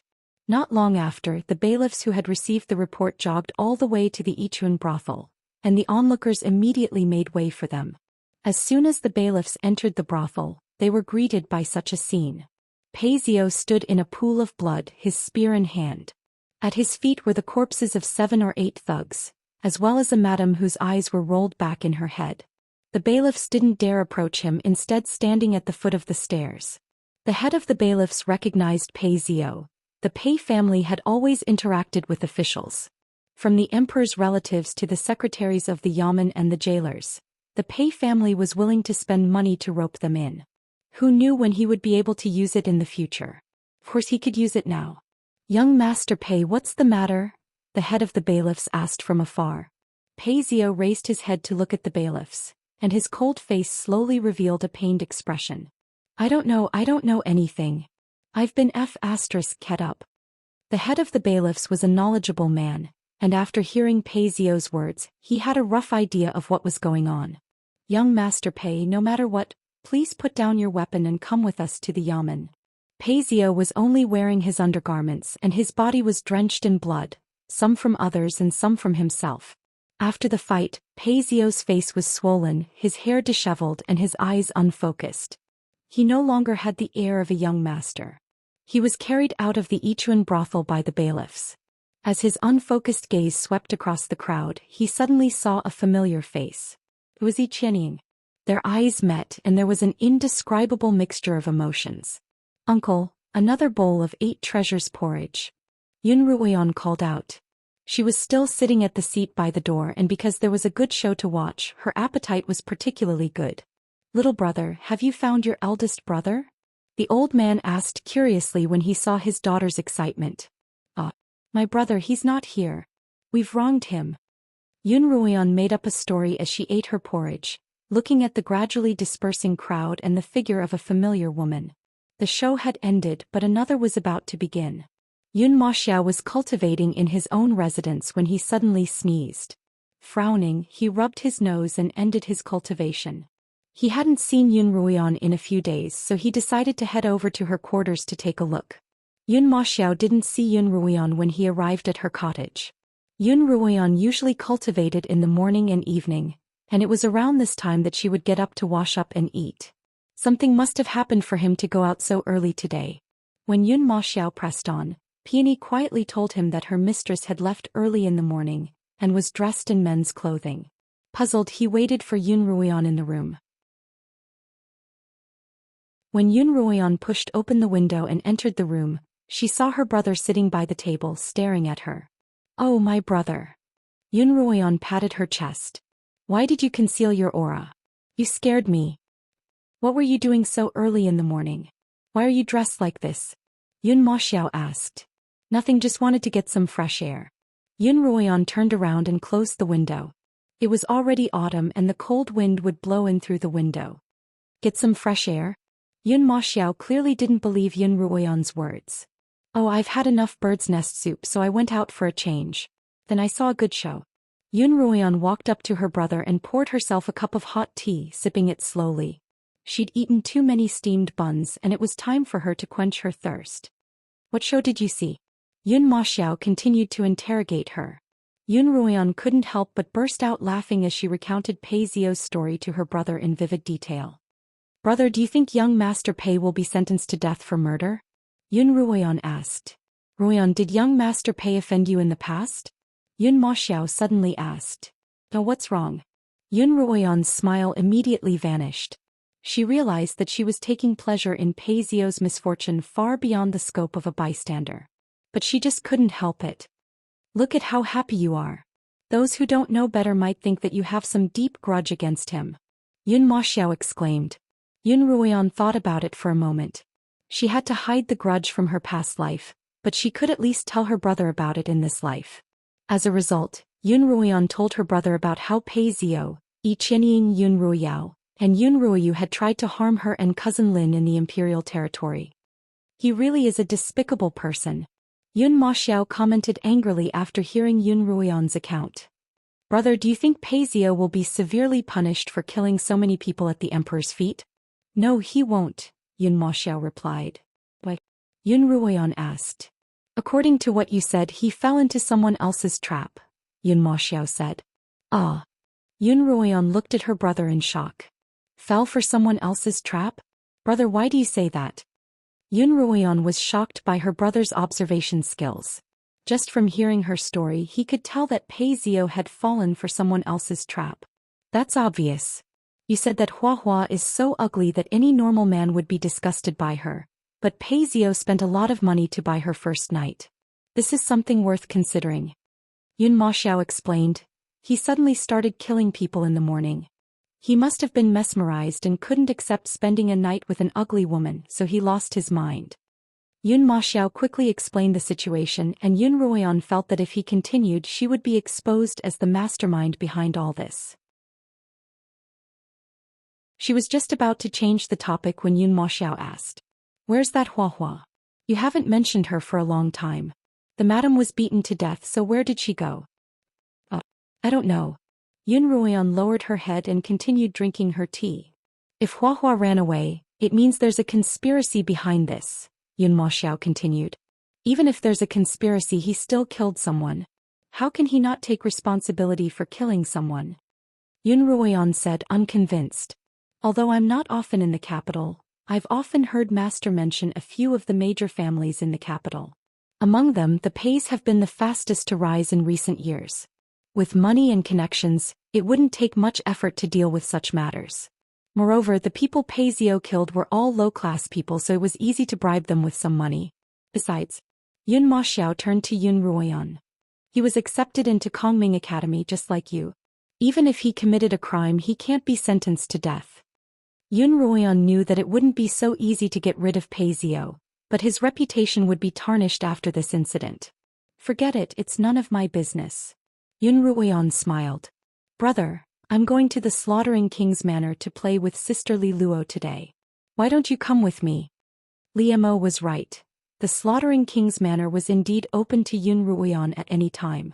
As soon as Yun Ruoyan dismounted from her horse, the two guards by the door greeted her. Miss Yun, please come in. Yun Ruoyan walked to the door, hands behind her back, and smiled at the two guards. Is His Highness drunk today? Our Highness isn't here, the shorter guard replied. But he told us that no matter what he's doing or not, as long as you're here, we'll welcome you as if you're the mistress of the manor. Yun Moxiao frowned and Yun Ruoyan's face reddened. Then is Miss Li Luo in? Yes, the taller guard replied. Miss Li Luo has just returned from shopping. He should be in the kitchen now. Because there weren't many people in the Slaughtering King's Manor, everyone was familiar with one another. Yun Ruoyan nodded, and the two siblings entered the manor one after the other.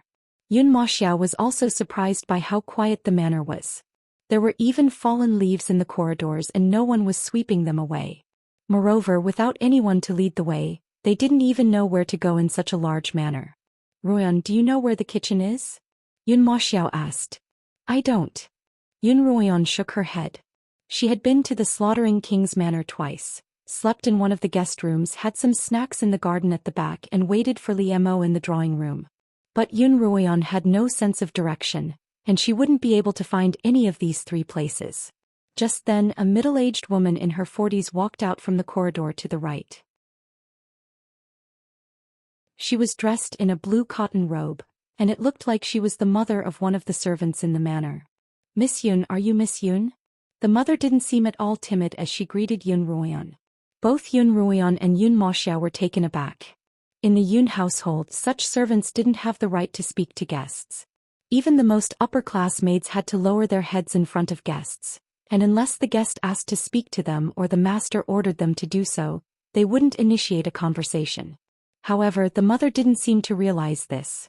She smiled at Yun Ruoyan. Miss Yun, you must be looking for Miss Li Luo? She's brewing some medicine in the kitchen right now. I'll take you there right away. Oh, of course, Yun Ruoyan replied, and the two siblings followed the mother to the kitchen. Sister Li Luo, Yun Ruoyan called out as soon as she saw Li Luo, who was busy brewing medicine in front of the stove. When Li Luo raised her head and saw Yun Ruoyan, she smiled. Miss Yun, I'll be done in a moment. Please don't come in, it's too smoky here. It's all right. Yun Ruoyan walked into the kitchen followed by Yun Moxiao. Li Luo couldn't help but stare blankly at him, surprised to see him all of a sudden. Miss Li Luo, is your brother's injury all right? Yun Ma Xiao took the initiative to speak up when he saw Li Luo's shocked expression. Oh, much better. Why did you and Miss Yun come together? Li Luo looked at Yun Ruoyan, then at Yun Ruoyan. Let me introduce you. Yun Ruoyan walked up to Yun Ma Xiao's side. This is my brother. You know his name, right? Li Luo recalled that outside the Yuelu villa, the man in front of her had introduced himself as Yun Ma Xiao. Only then did Li Luo react. Yun Ma Xiao, Li Luo called out.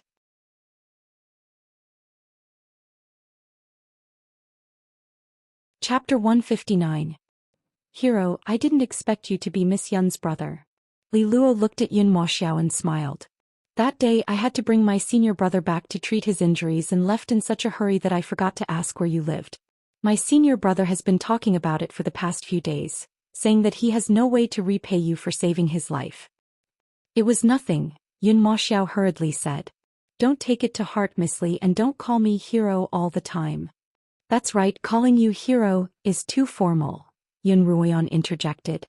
Young Master Yun, Li Luo smiled and corrected herself. I'm sure my senior brother will be very happy to see you again. Yun Ma Xiao looked at Li Luo's beautiful face, her gentle smile and the fine sheen of sweat on her forehead. He felt an indescribable sense of beauty. Brother. When Yun Ruoyan saw her brother staring at Li Luo in a daze, she nudged him. Yun Ma Xiao's smile didn't waver as he shifted his gaze from Li Luo's face to the stove in front of her. How's Brother Duan's injury? I have some top-notch medicine that I'll send to you another day. Thank you, young Master Yun. Li Luo didn't refuse. As she fanned the stove, she continued, Senior brother's external injuries are mostly healed, but he's been in a bad mood ever since he lost an arm. Once the medicine was ready, Li Luo brought a bowl and a pot of medicine to Yun Ruoyan and Yun Ma Xiao to deliver the medicine to Duan Tianyun. Duan Tianyun lived in a guest room on the eastern side of the Slaughtering King's Manor, not far from the kitchen. Before long the three of them arrived at the garden. But before they could enter the garden, they heard the sound of porcelain shattering, as well as a man cursing angrily. None of them knew what was going on and they hurried into the garden. There were many guest rooms in the garden, but only the one in the middle was open, and the sound had come from within. Li Luo hurried into the room followed by Yun Ruoyan and Yun Ma Xiao. Senior brother, what are you doing? Li Luo shouted. Yun Ruoyan saw that the room was a mess and a tall one-armed man was standing in the middle of it. He was pulling at the bandages around his broken arm, fresh blood dripping from the wound. Senior brother, stop. Li Luo hurriedly put down the tray and ran towards the man, trying to stop him from harming himself. Your wounds have just healed, what are you doing? Go away, I don't want you to care about me. Duan Tianyun shouted angrily as he shook off Li Luo, continuing to pull at the bandage. You're my senior brother. If I don't care about you, who will? Li Luo was furious, her voice tearing up. Just as Li Luo charged forward again, Duan Tianyun slapped her across the face. Why didn't you tell me that you were a maid in the Slaughtering King's Manor? Duan Tianyun roared at Li Luo. Have you forgotten how our parents and master died? You actually became a slave to your enemy. Today I will teach you a lesson on behalf of master. Duan Tianyun raised his palm again, but this time his palm didn't land. Yun Ma Xiao had grabbed Duan Tianyun's wrist tightly. Who are you? Frem. Duan Tianyun roared at Yun Ma Xiao, but when he saw Yun Ma Xiao's face he froze. Although Duan Tianyun had been severely injured that day in the dueling arena, he still remembered his benefactor's face. It's you. Yes, it's me. Yun Ma Xiao stared at Duan Tianyun, his gaze sharp. Miss Li went to great lengths to save you. No matter what happened, you shouldn't have raised a hand against her. AI. Duan Tianyun sighed heavily under Yun Ma Xiao's intense gaze, finally lowering his raised hand. There was a brief silence in the room. The side of Li Luo's face that had been slapped quickly swelled up. She lowered her head and walked to the wooden table by the door, pouring out a bowl of medicine from the flask and placing it in front of Duan Tianyun. Senior brother, drink your medicine, Li Luo said. Duan Tianyun didn't look at her. I won't drink the Slaughtering King's Manor's medicine anymore. He turned his head to look at Li Luo's swollen face and said apologetically, I shouldn't have hit you, it's all my fault. I didn't protect you well enough and now you're in this situation. Duan Tianyun stood up. Luo? Let's leave the slaughtering king's manor now. Li Luo shook her head. Senior brother, I'm not leaving. You say that again. Duan Tianyun pointed at Li Luo in disbelief. Li Luo looked at Duan Tianyun with a pained expression. Senior brother, I can't leave the slaughtering king's manor. I've signed a contract with the slaughtering king, and I'm now a servant of the slaughtering king's manor. Duan Tianyun pointed at Li Luo, his entire body trembling. Fine, if you're not leaving, then I'll leave. Duan Tianyun was about to leave when Yun Maxiao blocked his path. Good man. Duan Tianyun looked at Yun Maxiao. I'll repay you for saving my life in the future, but please don't stop me today. As a beastkin, I can't live under the same roof as my enemy. Brother Duan, you've misunderstood, Yun Maxiao began. I'm not trying to stop you, Brother Duan, but your wound is dripping blood non-stop, and I'm afraid you'll faint on the streets before long. Coincidentally, 2 beastkin friends of mine are staying at my grandfather's manor as well. If you don't mind, why don't you stay there for a while? Duan Tianyun looked at Yun Maxiao, then at his own wound and sighed, I'll do as you say. Yun Maxiao looked at Li Luo and she looked back at him, her eyes full of gratitude. Yun Maxiao didn't say anything, only nodding at her. Yun Maxiao brought Duan Tianyun directly to the Lin Manor, but Yun Ruoyan was in no hurry to leave. In Li Luo's room, Yun Ruoyan wiped her swollen face with cold water. Your senior brother sure is ruthless. It's my fault. It's only right that senior brother hit me, Li Luo said calmly. Yun Ruoyan paused and glanced at Li Luo. Sister Li Luo, I can tell that your senior brother is a beastkin, but why can't I tell that you're one? Are you a beastkin? Beastkin were known for their extraordinarily bright eyes. The Zhou siblings were like that, and so was Duan Tianyun. However, Li Luo's eyes were no different from a normal human's. As a result, both Yun Ruoyan and Yun Maxiao thought that she was a human, but Duan Tianyun's attitude today made it clear that Li Luo was a beastkin just like him. Are you referring to my eyes? Li Luo didn't try to hide the truth. It's because His Highness taught me how to conceal the light in my eyes. Li Luo looked at Yun Ruoyan, and as their eyes met, Li Luo's eyes began to change. She had a pair of big lively eyes. Her black pupils were even darker and her white pupils were even whiter. In the blink of an eye, her eyes had transformed into beastkin eyes, bright and wild. You really are a beastkin. Yun Ruoyan was a little disappointed. Yun Maxiao liked Li Luo, but how could the future head of the Yun family marry a lowly beastkin? This was a big problem. Miss Yun, are you looking down on me? As a beastkin, isn't it very lowly of me to be the slave of my enemy? When Li Luo heard Yun Ruoyan's disappointed tone, she misunderstood that Yun Ruoyan was targeting her. No. Yun Ruoyan hurriedly waved her hands. Sister Li Luo, I'm not looking down on you really. Yun Ruoyan didn't know how to explain herself.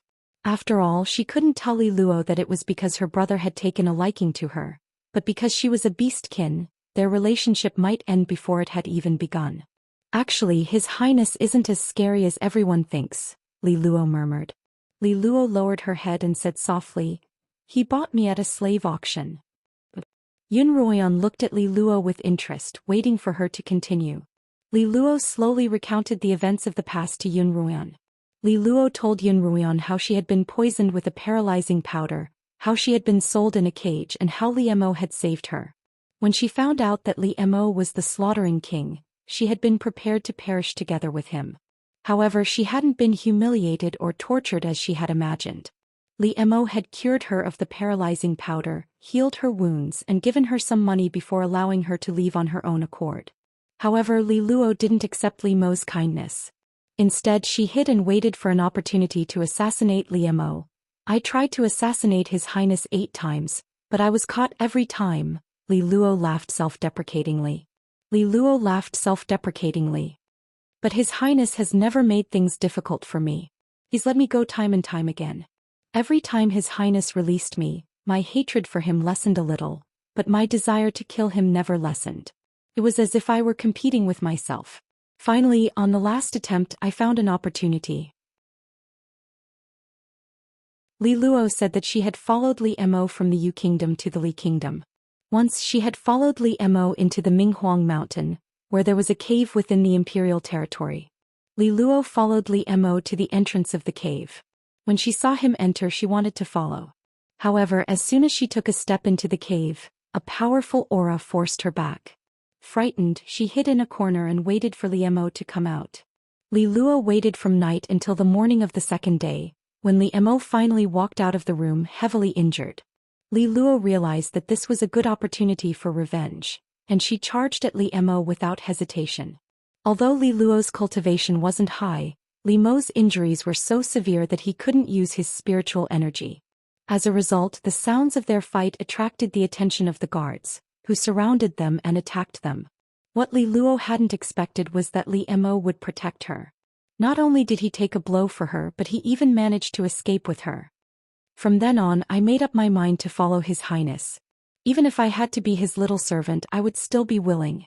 Oh, is that so? Yun Ruoyan quietly listened to Li Luo's story. Apart from sighing, she also felt a little uncomfortable, which she didn't quite understand. After a moment of silence, Yun Ruoyan suddenly stood up from her chair. Do you have any medicine for swelling? Your face needs some medication or it won't go away so quickly. Yes, there's a white porcelain bottle on the table in the inner room, Li Luo replied. Without another word, Yun Ruoyan entered the inner room to look for the medicine. Just as she was about to leave with the bottle, she heard a familiar male voice from outside. Did he hit you? Yes. Yun Ruoyan walked out. She saw Li Luo and Li Mo standing facing each other, but Li Mo's hand was on Li Luo's cheek. Why are you here? Li Mo was surprised to see Yun Ruoyan. That's right, I came at the wrong time. Yun Ruoyan smiled coldly. She placed the white porcelain bottle on the table and walked out of the room.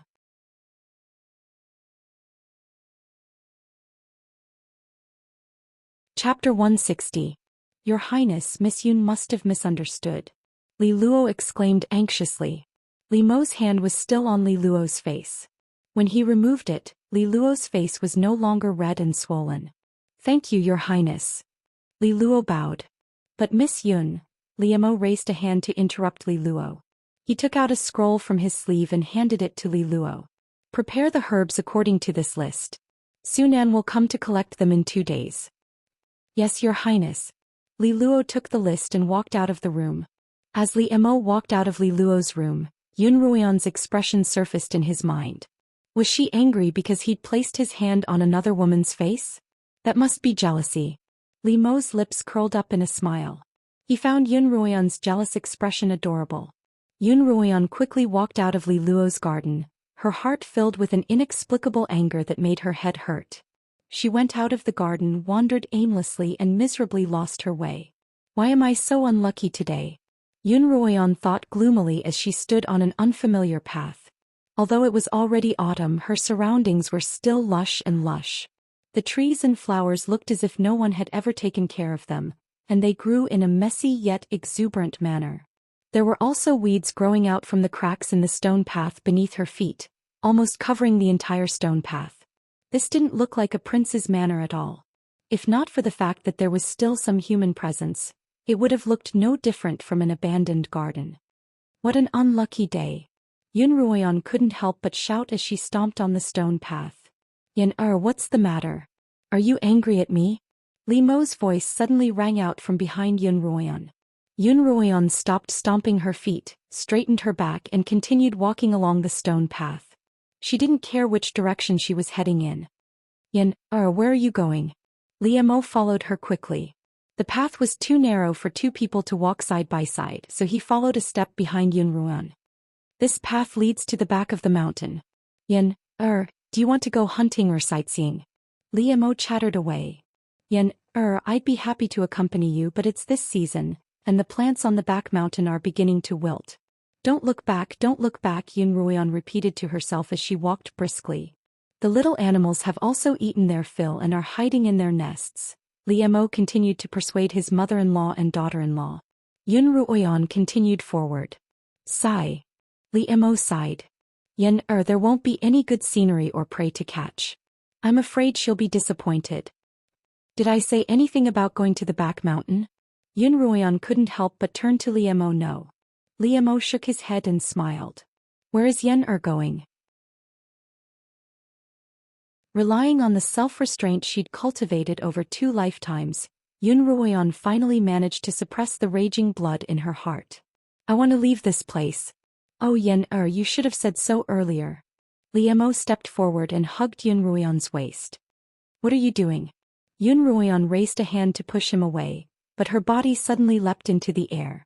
Liemo was already riding on his sword energy. Why are you riding on your sword again? Yun Ruoyan didn't want Liemo to get too close to her, but she had to rely on him to maintain her balance. Put me down at once. She cried in exasperation and vexation. Liemo was in a good mood. Ever since he'd met Yun Ruoyan, he'd never seen her throw a tantrum like this. You're so jealous. Liemo leaned forward and frowned. Yen are you jealous? Did I eat cool? Am I jealous? Are you joking? Why would I be jealous? Yun Ruoyan denied loudly, having been exposed by Liemo. The more Yun Ruoyan denied it, the more guilty she felt and the more jealous she would be. Based on Liemo's understanding of Yun Ruoyan, if he continued teasing her, she would definitely explode. I was treating Li Luo's wound, Liemo explained seriously. What does it have to do with me? This is the first time I've seen someone treat an injury like that. Liemo smiled and didn't explain further. Instead, he reached out and placed his palm on Yun Ruoyan's cheek. Ouch. The sudden touch brought with it a bone-piercing chill, causing Yun Ruoyan to shiver involuntarily. Liemo immediately moved his hand away. Why's your hand so cold? It's even colder than ice. Yun Ruoyan rubbed her numb face. Apart from fire-attuned spiritual energy, there's also water-attuned spiritual energy, which can be converted into ice, Liemo explained. That's amazing. Yun Ruoyan instantly forgot that she was still angry. She grabbed Liemo's hand and had him release his ice-attuned spiritual energy once more. Naturally, Liemo satisfied Yun Ruoyan's request. Yun Ruoyan asked if she could condense ice-attuned spiritual energy as well. Liemo told her that it required talent, and he didn't know if Yun Ruoyan would be able to do so before she started cultivating. However, fire and ice were incompatible, and one couldn't cultivate both at the same time. Otherwise, it would be easy for one's cultivation to go berserk. Yun Ruoyan found this strange. As far as she knew, Liemo was a very skilled pill master. Didn't he have both fire and ice at the same time? Yun Ruoyan directly asked him this question. I didn't say that I cultivated both elements at the same time, Liemo replied. If you want to have both elements at the same time, you'll have to cultivate one to the highest level, because if you're strong enough to suppress the other, you won't go berserk. Oh, I see. Yun Ruoyan suddenly understood. You're saying that if I want to have ice-attuned spiritual energy, I'll have to cultivate my fire-attuned spiritual energy to the violet level first. You're a promising student, Liemo praised. So Yen you're not angry anymore? Who says I'm angry? Yun Ruoyan would never admit that she was angry or jealous. Didn't you say that you didn't get your spiritual energy for nothing? Besides, I brought the medicine with me. You're just trying to take advantage of Sister Li Luo. I'm trying to take advantage of her. This was the first time Liemo had heard someone say such a thing to him, and he didn't know whether to laugh or cry. I'm using spiritual energy to treat Li Luo's wounds because it's faster, Liemo explained patiently. I have something for her to do, and I can't just let her go out with a swollen face, can I? What's so urgent? Yun Ruoyan asked casually. But as soon as she spoke, she knew that she'd crossed the line. She thought that Liemo wouldn't respond, but he did. I'm looking for herbs to treat her wounds. Many of the beastkin we saved last time were injured, and we're in urgent need of herbs. Oh, is that so? Yun Ruoyan's heart sank as she thought of the beastkin who had been persecuted. You're not angry now, are you? I'm really not, Yun Ruoyan replied seriously. Alright Yen you're not. Liemo smiled. Rumble. Suddenly Yun Ruoyan's stomach rumbled in protest. She was a little embarrassed. She'd only had a plate of steamed dumplings, 2 deep-fried dough sticks, and 2 bowls of 8 treasure porridge that morning, so why was she so hungry again? She was lucky that she'd been born into a noble family. If she'd been born into a poor family, she would surely have starved to death. Yen not only are you angry but you also have a big stomach, Liemo teased. Liemo teased, then directed the sword to find a secluded spot to land before taking Yun Ruoyan to eat. Let me ask you a question. You don't have to answer it. Yun Ruoyan walked up to Liemo's side. Sure, ask away. Why didn't you tell Duan Tianyun and Zhui Feng that you'd saved so many beastkin? Perhaps you could have resolved their hatred for you. Yun Ruoyan turned to Liemo. Even if I couldn't resolve their hatred, I could at least alleviate it a little. Because it's a secret I can't tell. Liemo also turned to look at Yun Ruoyan, his gaze deep. Do you have a secret you can't divulge even to your closest kin? Yun Ruoyan froze. A secret she couldn't divulge? Of course she did, and not just one. Besides, even if I told them that I'd saved so many beastkin, they might not appreciate it, Liemo replied helplessly. Liemo said somewhat helplessly, perhaps they might even suspect my motives and be even more wary of me. She hadn't thought of this possibility before, but when she thought about it, it was quite possible. If an executioner who'd once slaughtered beastkin were to suddenly show mercy and save them, the beastkin surely wouldn't appreciate it. Liemo brought Yun Ruoyan to the restaurant they'd been to before. Liemo remembered that Yun Ruoyan loved the braised pork there. And a lion's head, please, Yun Ruoyan instructed the waiter. Yes, sir. The waiter called out as he went downstairs. Braised pork ribs, carp in vinegar sauce, braised pork and a lion's head. His voice traveled all the way to the first floor, and Yun Ruoyan felt a little embarrassed just listening to it. Others might have thought that this was a portion for 2 people, but Yun Ruoyan knew that Liemo wouldn't eat a single bite. She'd finished all of it for herself. I'm glad that you have such a good appetite, Ruoyan. Liemo smiled. What's there to be glad about? Yun Ruoyan turned her gaze to the scenery outside the window. Are you really not going to eat at all? Last time I saw you finish half a bowl of lotus seed soup. I can eat some vegetarian food, but I can't eat any meat at all, Liemo replied. After abstaining from eating, your body won't produce any foul air and meat won't be easy to digest. That's too boring, Yun Ruoyan replied. Humans have 7 emotions and 6 desires, and eating is one of the most important. That's how important eating is. Yun Ruoyan decided that no matter how strong she became in the future, she would never abstain from eating.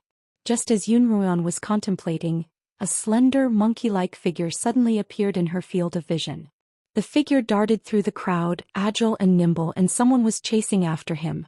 As he chased, he shouted, "Catch the thief! Catch the thief in front of me!"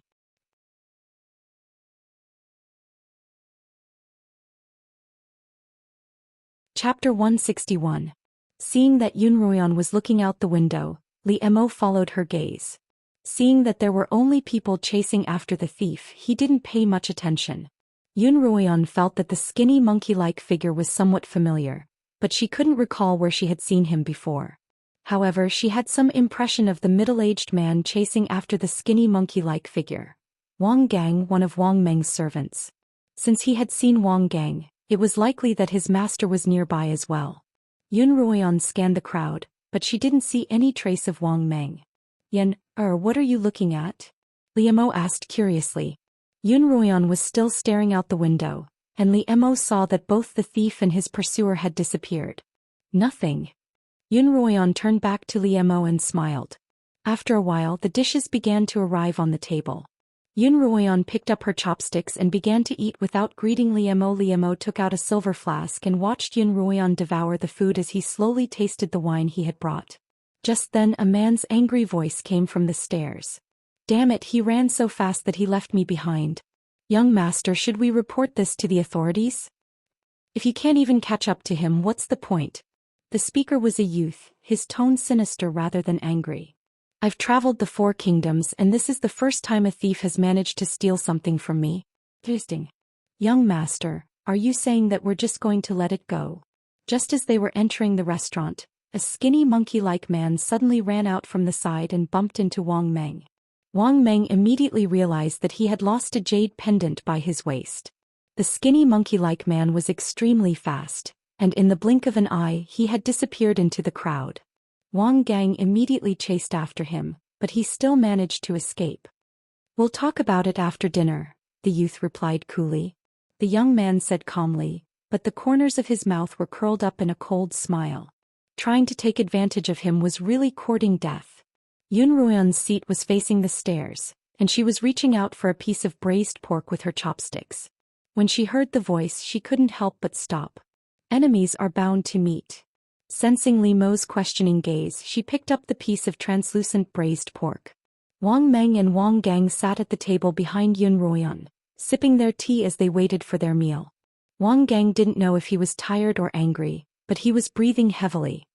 He slammed the table and said, "Don't let me catch that son of a bitch or I'll break his neck." Wang Meng frowned, raising his head to look at Wang Gang. His gaze inadvertently landed on Li Mo, who was seated at the next table.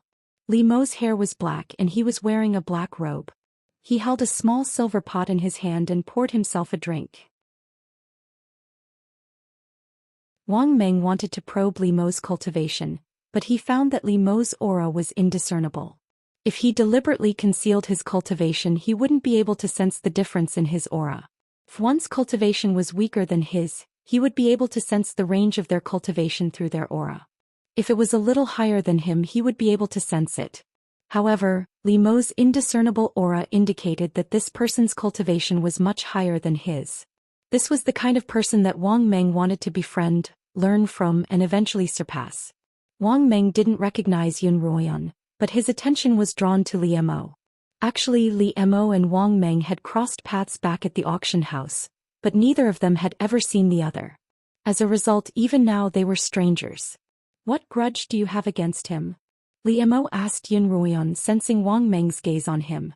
Yun Ruoyan ate a piece of braised pork, then picked up a piece of fish with her chopsticks. She didn't even raise her head as she replied, "His name is Wang Meng and he's a famous pill-making genius from the Yu royal family. 2 years from now I'll have a pill-making competition with him." "So he's Wang Meng." Li Mo repeated the name in his heart. He was quite familiar with it.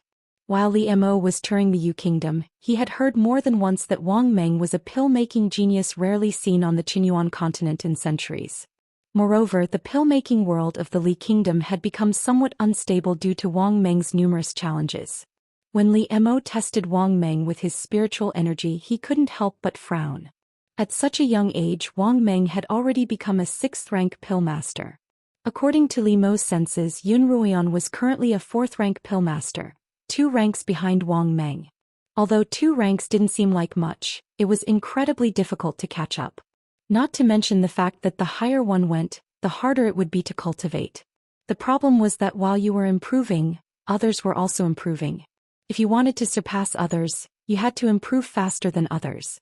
Although Yun Ruoyan's talent for pill-making wasn't bad, it wasn't much better than Wang Meng's. It seemed like he'd have to help him out, Li Mo thought. Wang Meng wanted to befriend Li Mo, but he didn't approach him rashly. He had interacted with quite a few people during his travels, and he knew that an expert like Li Mo didn't like to be disturbed, not to mention that he had a woman by his side. As a result, when the waiter brought out Wang Meng's food and wine, Wang Meng took out a flask of fine wine that he had been saving for a long time to honor his father and had the waiter bring it over to Li Mo. The waiter walked up to Li Mo with a smile and handed him the reddish-brown flask. "Young master, this is the young master's treat. Please accept it."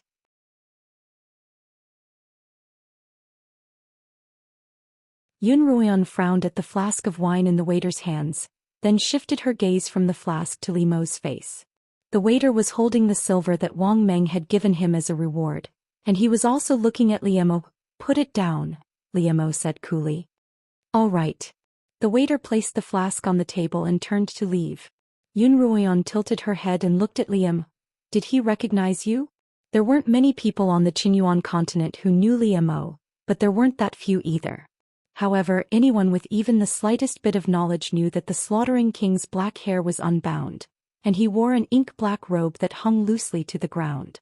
There really weren't many people on the Qinyuan continent who fit this description.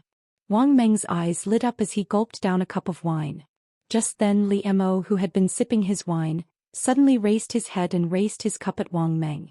Overjoyed, Wang Meng hurriedly raised his cup in return, then emptied it before Li Mo could.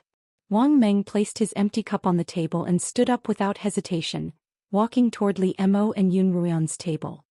"My name is Wang Meng of the Yu Kingdom." Wang Meng cupped his fists toward Li Mo. "May I know your name, young master?" "My name is Li Mo," Li Mo replied coolly. Li Mo. Wang Meng could barely contain his excitement. "So you're the slaughtering king. It's my honor to be able to meet you here." You're quite lucky today, Your Highness. At this time, Li Mo revealed a faint smile. He looked at Yun Ruoyan and said, "Not only did you see this prince, you also saw this prince's little consort. This kind of luck is not something that everyone can have." Wang Meng stared blankly at Li Mo's words. When he turned to look at the person sitting across from him, he was even more shocked. "It's you." Wang Meng blurted out. "Miss Yun, you're the Slaughtering King's consort?" Wang Meng was curious. It was rumored that the Slaughtering King wasn't interested in women, and although he had long since passed the age of marriage, he was still single. Why would there suddenly be a consort? Coincidentally, this consort was Yun Ruoyan, whom he had a duel with. Wait. Wang Meng suddenly thought back to that day at the Lin Manor. Didn't Yun Ruoyan say that she wasn't of marriageable age yet? Wang Meng bowed slightly toward Yun Ruoyan. "Miss Yun, you look so young, but I didn't expect you to be the Slaughtering King's wife. I didn't know that you were of such high status, or I wouldn't have dared to be so rude back at the Lin Manor." Wang Meng bowed to Li Mo and said with a vexed expression, "Previously at the Lin family I wanted to challenge Master Lin for guidance, but the consort accepted my challenge on his behalf as his last disciple. Please forgive me for my disrespect, Your Highness." Although Wang Meng had apologized to Li Mo, his tone suggested that he didn't want to cancel the duel. Li Mo glanced at Wang Meng coolly, but before he could speak, Yun Ruoyan's voice rang out. "I'm not the Slaughtering King's consort yet.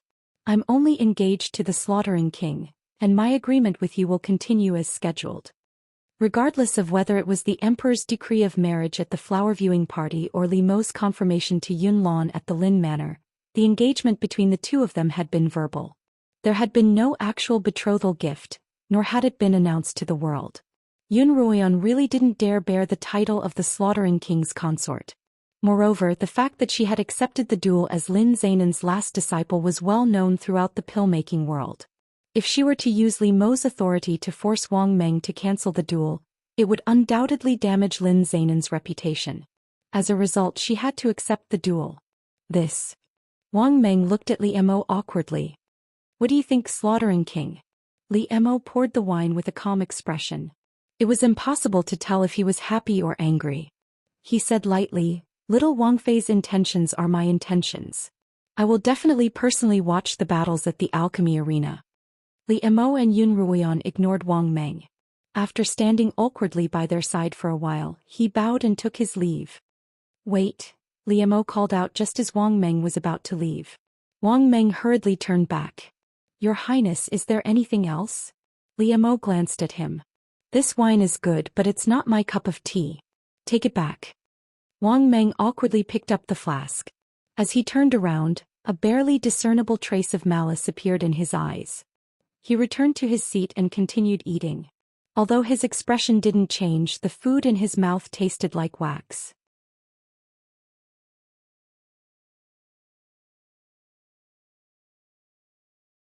Chapter 162. After eating her fill, Yun Ruoyan no longer had the mood to enjoy the view of the streets after dinner, and she left with Li Mo, "Young master." Wang Gang craned his neck and whispered, "Is that really the legendary Slaughtering King?" Although Wang Gang didn't follow Wang Meng to join in the fun, he heard the conversation between the three. Rumor has it that the Slaughtering King is cruel and bloodthirsty, but that doesn't seem like it to me. In Wang Gang's imagination, the Slaughtering King should be as burly as a small mountain, with an aura that could shake mountains and rivers. He should be the kind of man who ate large chunks of meat and drank large mouthfuls of wine, and exuded a murderous aura. The Slaughtering King that he had seen today, however, was dressed in a long black robe and holding an exquisite silver flask in his hand as he carefully tasted his wine. He had the air of a frail scholar. "Heh." Wang Meng sneered and said slowly in a soft voice, "Even a demon who kills without blinking an eye has to wear a good-looking human skin in front of people, right?" Although Wang Gang wasn't a quick-witted person, he knew Wang Meng's temper after following him for so long. From his tone and expression, Wang Meng knew that his young master was unhappy. Who would have thought that that despicable girl was actually the Slaughtering King's consort? Wang Gang said angrily. Back at the Lin Manor, Yun Ruoyan had burned him with spiritual fire, and he still hadn't forgotten about it. But now it seemed that revenge would be impossible. Wang Gang looked at his young master in confusion. Since you already know about the relationship between that girl and the Slaughtering King, why didn't you just cancel the duel? At that time, young master, it won't be good if you win or lose. Won't it be even more difficult? What do you know? Wang Gang said coldly. Who do you think the Slaughtering King is? How many people on the Qinyuan continent were worthy of his attention? If I were to take the initiative to cancel the duel out of fear of his identity, even if I were to temporarily go along with the Slaughtering King's wishes, he would definitely look down on me. I've done the exact opposite. At least the Slaughtering King remembers me now. Wang Meng was not only a genius in alchemy, but he had also been doing business since he was young. Furthermore, he had received the teachings of his father, the head of the Wang clan, and was fond of studying people's minds. In short, he was a very powerful person. Wang Meng picked up the flask of wine that Li Mo had opened but had only taken a sip from, poured himself a cup, put it under his nose and downed it in one gulp. Over 100 years of aging, it was mellow and refreshing. Is there still no news from the people you sent to investigate my second brother's whereabouts? Wang Meng asked. Wang Gang smelled the aroma of the wine and swallowed his saliva. When he heard his master's question, he quickly replied, "Not yet, this is already the third time. I'm afraid that second young master is in danger this time." Wang Meng frowned. He had traveled to the Qin kingdom and had wanted to stay there for a few more days, but he had suddenly received news from his father that his second brother, Wang Kuang, had gone missing in the imperial territory. Wang Meng's father ordered Wang Meng to immediately go to the Li kingdom to find Wang Kuang's whereabouts. He told Wang Meng that he wanted to see Wang Kuang, dead or alive. The eldest daughter of the Jin family, as well as a few other scions of the other families, have also gone missing. According to our reports, they entered the imperial territory together with second young master. I'm afraid that they encountered some powerful magical beasts there. Although Wang Gang had never been to the imperial territory, he had heard that the beasts there were thousands of times more ferocious than those on the outside, and that some of them were even more ferocious than those on the outside. Wang Meng had never been to the imperial territory. Because of his exceptional talent in pill-making from a young age, he had been invited to Kongming Academy at the age of 10. However, his father had turned him down on the grounds that he was too young. Instead, he had hired a reputable pill master to teach him, and after he came of age he had been allowed to travel the world to broaden his horizons. Wang Meng liked this style of learning, so he didn't have much of an interest in Kongming Academy, a place that everyone yearned for. His younger brother, on the other hand, was different. Wang Kuang wasn't particularly talented, but he had cultivated diligently with the goal of entering Kongming Academy. By the time he had entered the imperial territory, he had already become a 6th-rank blade master. According to their father, it wouldn't be a problem for him to pass the trial with such a level of cultivation. However, Wang Kuang had gone missing and his body was nowhere to be found. If he had encountered a horde of magical beasts on his own, that would make sense. The problem was that Wang Kuang wasn't the only one who had gone missing. Wang Meng didn't know the others, but he was familiar with the eldest daughter of the Jin family, Jin Fei. Her cultivation was quite high among her peers. Even if they had encountered a horde of magical beasts, there was no way they would have been completely wiped out. Wang Meng had a feeling that this matter wasn't as simple as it seemed. Continue investigating, Wang Meng instructed. Investigate everyone Wang Kuang came into contact with before and after entering the mystic realm. Yes, young master, Wang Gang replied. After the master and servant finished their meal, they left the restaurant. Wang Meng lifted his foot and walked towards the east. Young master, where are you going? Wang Gang followed behind him. The inn is to the west. Wang Gang's stupidity sometimes left Wang Meng speechless, but despite his stupidity he was loyal. Wang Meng's father had once told him that an intelligent master didn't need an overly intelligent servant, but rather a loyal and obedient one. Don't ask so many questions, just follow me, Wang Meng said without turning his head. Yes, young master, Wang Gang replied. Clearly he was that kind of loyal and obedient servant. As Wang Meng walked, he took out another piece of jade from his sleeve pocket. This piece of jade was yellow in color and didn't look special. It didn't look like something valuable. However, as Wang Meng held it in his hand, he could clearly sense the location of another jade pendant that was identical to this one. It was right in front of him to the east. After greeting Lin Zainan, Yun Moxiao brought Duan Tianyun to the bamboo garden to have Lin Qingchen treat his wound. Although Duan Tianyun's acupoints had been sealed, the wound was still too large. Blood was still slowly seeping out of Duan Tianyun's arm, staining the rest of the bandages red. At this moment, Lin Qingchen was helping him bandage his wound, which had been torn off at the shoulder joint. Earlier, Li Luo had treated his wound in the Slaughtering King's manner, cutting away the torn tendons and torn flesh, revealing the ghastly white bones beneath. Lin Xianxia had been helping by the side, but when Lin Qingchen removed the blood-stained bandages, she couldn't take it anymore and ran out. Now it was Zhou Lin who was helping. Lin, give me that red porcelain bottle. Lin Qingchen tossed the bandages to the side and extended her hand to Zhou Lin. Zhou Lin immediately handed the bottle to Lin Qingchen, who removed the stopper and sprinkled the medicinal powder on the wound. Your wound has been treated and disinfected well, so I won't have to disinfect it again, Lin Qingchen told Duan Tianyun as she sprinkled the medicinal powder. Lin Qingchen said to Duan Tianyun as she sprinkled some medicinal powder on his wound. This time I'll bandage your wound properly. Don't pull it off again. Before treating Duan Tianyun's injuries, Lin Qingchen had asked Yun Moxiao about it, and Yun Moxiao had explained the situation to her. As a physician, Lin Qingchen didn't like patients who threw their own bodies in a fit of pique. No matter how angry they were, they couldn't just pull the bandages off their wounds. I won't, Physician Lin. Duan Tianyun turned his head and squeezed out a smile. His face was covered in sweat from the pain. If you can't take it anymore, I'll give you some anesthesia. Don't force yourself, Lin Qingchen said, glancing at Duan Tianyun. There's no need. Duan Tianyun looked at his ghastly wound. I feel like I'm dead after being anesthetized. I don't like it. Moreover, he wanted to remember this pain to remind himself at all times that he should hate the pain. Lin Qingchen stopped talking and focused on bandaging his wound. After Yun Ruoyan and Li Mo left the restaurant, Li Mo sent Yun Ruoyan to the Lin family's gates before leaving.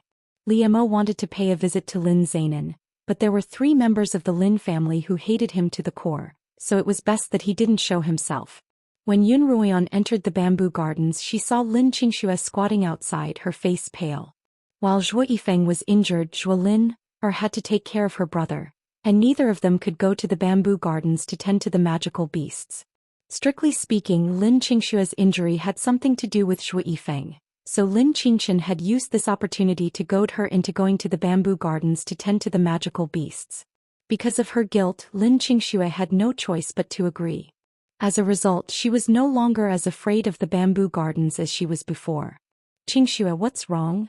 Yun Ruoyan walked over and asked. Lin Qingxue's face was pale as she pointed to the room. Sister's treating an uncle and he's quite frightening. Yun Ruoyan walked into the room and saw Yun Moxiao and Zhuo Yifeng sitting by the side. Lin Qingchen was treating Duan Tianyun's injuries, and Zhuo Lin was assisting her. Miss Yun, Duan Tianyun greeted Yun Ruoyan as soon as he saw her. Yun Ruoyan nodded in return, and after asking Lin Qingchen about her injuries, she turned to Yun Moxiao and Zhuo Yifeng. Ever since Yun Ruoyan had entered the room, Zhuo Yifeng had been a little uneasy. Yun Ruoyan didn't have many friends and she treasured them all the more because she had been through life and death with them. She didn't want to lose Zhuo Yifeng just like that. Zhuo Yifeng, are you feeling better? Yun Ruoyan took the initiative to break the awkward silence. Much better. Zhuo Yifeng knew that he couldn't blame Yun Ruoyan for anything, and she didn't owe him anything. However, there were some emotions that he couldn't quite understand that kept circling around his heart, causing him to feel uneasy. As soon as he saw Yun Ruoyan, this feeling only intensified. You'll be entering the academy soon and after that you'll have to recuperate, Yun Ruoyan said worriedly. I know, I'll be fine. Zhuo Yifeng finally forced a smile onto his face. There was a pawn shop to the east of the restaurant, and there was only one customer in the shop. What did you say? Only worth 5 silver? The skinny man leaned on the counter of the pawn shop, his slender neck almost poking through the small window. The pawn shop had a lot of valuables, and in order to ensure safety, the counter was separated from the main hall by a sturdy wooden partition. There were only a few small windows at the front of the counter for customers to trade with each other. Master Gua, I grew up in the capital as well, so don't try to scam me, the skinny man yelled at the counter. Only worth 5 silver. If you don't believe me, you can try elsewhere. The shopkeeper didn't waste any more time, and directly handed the yellow jade pendant out of the window. 5 silver isn't even enough for me to drink the wind. The skinny man snatched the jade pendant and turned to leave the pawnshop. This skinny man was none other than Guiyu, the man who had done something indecent to Jin Fei in the imperial territory.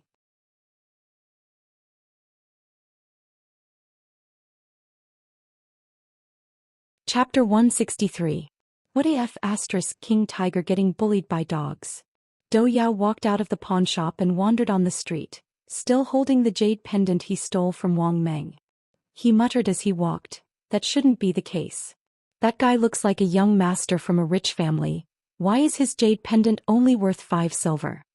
After getting the jade pendant, Dou Yao didn't even have time to take a good look at it before he rushed into the pawnshop and asked for 1,000 taels of silver.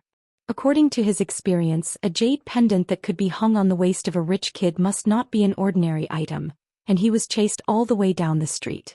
But when Dou Yao took a closer look, the yellow color was not crystal at all, and it was still a piece of uncarved jade. Damn it, don't tell me he's a poor guy pretending to be rich. Dou Yao was so angry that he raised his hand to throw the jade pendant, but he couldn't bear to do so in the end. 5 silver was also money, and it could be exchanged for buns for a few days. Times were different now, even a copper coin was good for Dou Yao. Dou Yao reluctantly put away the jade pendant. Seeing that there were fewer people on the street and that there were no rich people, he didn't want to work anymore. He used the remaining money on him to buy a few pieces of sesame seed cake and a pot of wine, and continued walking east along the street. Dou Yao drank as he walked and gradually became drunk. He turned unsteadily into a secluded alley. There was a large courtyard at the entrance of the alley, and the people living in it were the lowest rung of the imperial city. Oh, Master Dou is back. Good evening, Master Dou. Master Dou drank good wine today. Did you make a fortune? The young and old men in the courtyard who didn't work laughed when they saw Dou Yao. Dou Yao had been living in this courtyard for 2 months, and usually called himself Master Dou, saying that he was the young master of a rich family, so the people in the courtyard loved to tease him. Master Dou, your wife went crazy in the house again today. A middle-aged man came over and said to Dou Yao, crying, screaming and smashing things in the house. The landlord came to see a few times, saying that all the furniture in the house has been smashed, and he wants you to pay for it. Dou Yao squinted his rat-like eyes and said, those pieces of broken furniture aren't worth much. I'll ask my shop to send a set of rosewood furniture to compensate him. The man thought that Dou Yao was bragging and laughed. Master Dou, you should go back and see your wife. She's caused quite a commotion today. Only then did Dou Yao stumble towards the innermost room. Madam, open the door. Dou Yao knocked on the door and shouted, Master is back, quickly prepare shark's fin and bird's nest soup for him to sober up. At the same time, a skinny woman with messy hair was curled up on a shabby bed in the room.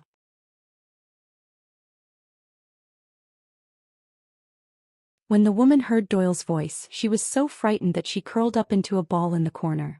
Open the door. Open the door. Dou Yao's banging on the door started to get impatient. If you don't open the door, I'm going to kick it down. As soon as he finished speaking, he kicked the wooden door open. There was only a wooden stick propped against the back of the door, and Dou Yao kicked it open with one kick. Entering the room, Dou Yao took a look at the messy room and the broken mirror on the floor. He had bought it when he was in a good mood after stealing some money a few days ago, but it was now in countless pieces.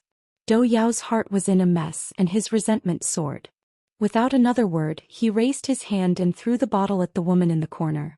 Jing, Dou Yao cursed. Dou Yao scolded, do you still think you're some noble lady? You're just AF king broken shoe. Dou Yao's words agitated Jin Fei, who had curled up into a ball. She leapt out from the corner of the room and started biting and tearing at Dou Yao. Dou Yao was in so much pain that he slapped Jin Fei onto the bed, pointing at her as he continued to curse. How dare you hit me? If I hadn't saved you, would I be in this state today? Instead of being the young master of the Dou family, I'm here to suffer with you and you dare hit me? The more Dou Yao thought about it, the angrier he became, and he began to beat Jin Fei on the bed. It was said that this pair of enemies had gotten together in the imperial territory after being afflicted by immortal Coiling's aphrodisiac. The next day, before the two of them had even woken up, they were found by the Dou family juniors. The two of them were naked in each other's arms, looking very loving. Head Dou Yao's face was red as he straightened his neck and covered the two of them with scattered clothes, then waved for the crowd to leave. The crowd laughed, unwilling to leave. Just then the two of them opened their eyes, one in front of the other behind them. As soon as they opened their eyes, their minds went blank and they saw many pairs of eyes looking down at them. Jin Fei sat up in shock, and the clothes covering her slid off her body, revealing her naked body in a flash that blinded the eyes of the crowd. Feeling a chill in her chest, Jin Fei looked down and immediately let out a scream. When she turned to see Dou Yao, who was also naked, she screamed even louder. The crowd thought she had gone mad and could only knock her out. Under the interrogation of the Dou family's eldest son, Dou Yao confessed that he was still dreaming of marrying a rich and beautiful woman. The Dou family's eldest son, on the other hand, was clear-headed. He knew that his scoundrel brother had gotten into big trouble, and he didn't dare delay any longer. He immediately led the crowd to disguise Jin Fei as an injured person and carried her out of the imperial territory. When they returned to the Dou family, old Master Guo was also seething with anger. In order to prevent the matter from being exposed, he ordered Jin Fei to be locked up. Once she woke up, she would curse and swear in her room every day, saying that she would tear Dou Yao to pieces and raze the Dou family to the ground. Old Master Guo was utterly disappointed in Dou Yao, but he couldn't let the Dou family be dragged down by him. After thinking hard for a few days, Old Master Guo decided to secretly get rid of Jin Fei, then send Dou Yao back to the countryside to look after the estate, never to return to the capital again. While Old Master Guo and the Dou family's eldest son were discussing this matter, Dou Yao happened to overhear them. He couldn't bear to let a beautiful woman like Jin Fei die like this, but he also didn't want to be banished to the countryside. As a result, Dou Yao packed up some valuables that very night, snuck into Jin Fei's room and kidnapped her. Dou Yao initially fled to the countryside with Jin Fei, but after half a month, seeing that the commotion had died down, he couldn't bear the loneliness and returned to the capital with Jin Fei. Jin Fei's heart had been damaged and hadn't received any proper treatment. Her 5th-rank cultivation had been mostly dissipated, and Dou Yao, who was a 4th-rank blade master, couldn't resist at all. At first, Dou Yao fawned over Jin Fei, like a grandson, but Jin Fei beat and scolded him like a dog, humiliating him to the extreme. Finally, after one drunken night, Dou Yao's wolf instincts kicked in and he raped Jin Fei again. From then on, things got out of hand. Whenever Dou Yao drank, he would do it to Jin Fei. Gradually, Jin Fei's mental health began to deteriorate, and she became what she was now. "I've given up everything for you, but you've become like this. I'll beat you to death today and I'll be clean." Having been chased halfway down the street, only to have stolen a fake jade, Dou Yao had been holding back his anger all this time, and his blows became more and more vicious. He didn't even notice that Jin Fei's body was covered in blood. "What's going on today?" the people in the courtyard began to discuss. "Why hasn't that woman made a sound after such a long time? Is she going to beat someone to death? Should we go take a look? What's there to look at? That brat goes crazy when he drinks too much. Be careful, he might beat you up too." Just as the crowd was talking, 2 people suddenly walked in from the entrance of the courtyard. One was a young master, the other a middle-aged man. Both were dressed in embroidered robes and had the air of nobility about them. The crowd stopped talking and looked at the two, but no one dared to approach them. The two of them didn't look at the crowd either, only sweeping their eyes across the courtyard as if searching for something. "This is the place." Wang Meng felt the message from the jade pendant in his hand and said to the confused Wang Gang, "The thief who stole the jade pendant is in that room in this courtyard." Wang Meng pointed to the innermost room. "Damn it, so it's here." When Wang Gang heard Wang Meng's words, he rolled up his sleeves and strode into the house. Dou Yao was finally tired and stopped to catch his breath, when he heard a shout behind him. "You brat, you've been found by your grandfather." Before Dou Yao could react, Wang Gang strode in front of him and slapped him onto the bed. This slap caused Dou Yao's nose to bleed and he sobered up. Covering his face, Dou Yao took a closer look and recognized that this was the man who had chased him halfway down the street at noon. He couldn't help but wail, "My lord, it's just a piece of broken jade, do you have to do this?" Wang Gang grabbed Dou Yu's collar and dragged him from the bed to him like he was carrying a chick, staring at him with his big eyes. "Where's the jade? Hand it over if you don't want to die." I'll hand it over, I'll hand it over." Dou Yao tilted his head and spat out a big tooth. He took out the yellow jade from his pocket and handed it to Wang Gang. "My lord, the jade is here, please spare my life." Wang Gang snatched the jade and threw Dou Yao back onto the bed. He pointed at him and said, "I'll spare your life today, but if I see you again I'll break your legs." Wang Gang was about to turn and leave when he heard a hoarse female voice behind him. "Wang Gang, save me."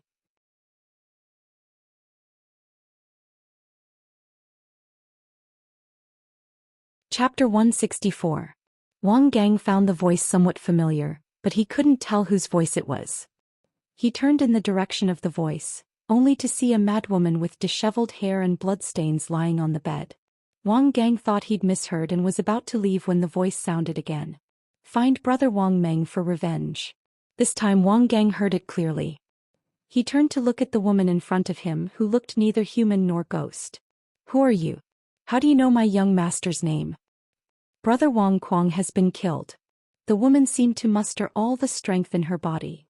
"I'm the eldest daughter of the Wang family in the 4 kingdoms of Yu, Jin Fei." Wang Meng had been standing in the middle of the courtyard the entire time. He was dressed in embroidered robes and stood out in the midst of the filthy mess.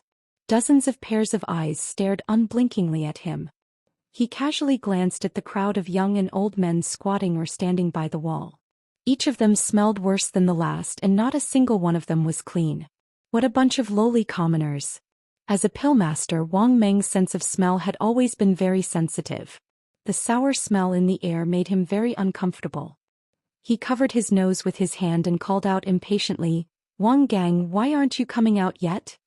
"Young master," Wang Gang's loud voice came from within the house. "Come in quickly, I found Miss Jean." "What Miss Jean?" Wang Meng naturally wouldn't associate the noble Jin Fei with this filthy courtyard. "It's the eldest daughter of the Jin family." Wang Gang hurriedly rushed to the door and waved at Wang Meng. "The eldest daughter of the Jin family, Jin Fei, Wang Meng frowned as he strode into the small room. "Young master, she's Miss Jean." Wang Gang pointed at Jin Fei who was lying on the bed. Wang Meng walked over to Jin Fei his face as dark as still water as he looked down at her. Jin Fei's bruised eyes could only be opened a slit and tears flowed down her cheeks. Wang Meng reached out a finger and brushed aside Jin Fei's messy hair. Her face was as swollen as a pig's, and it was impossible to make out her original appearance.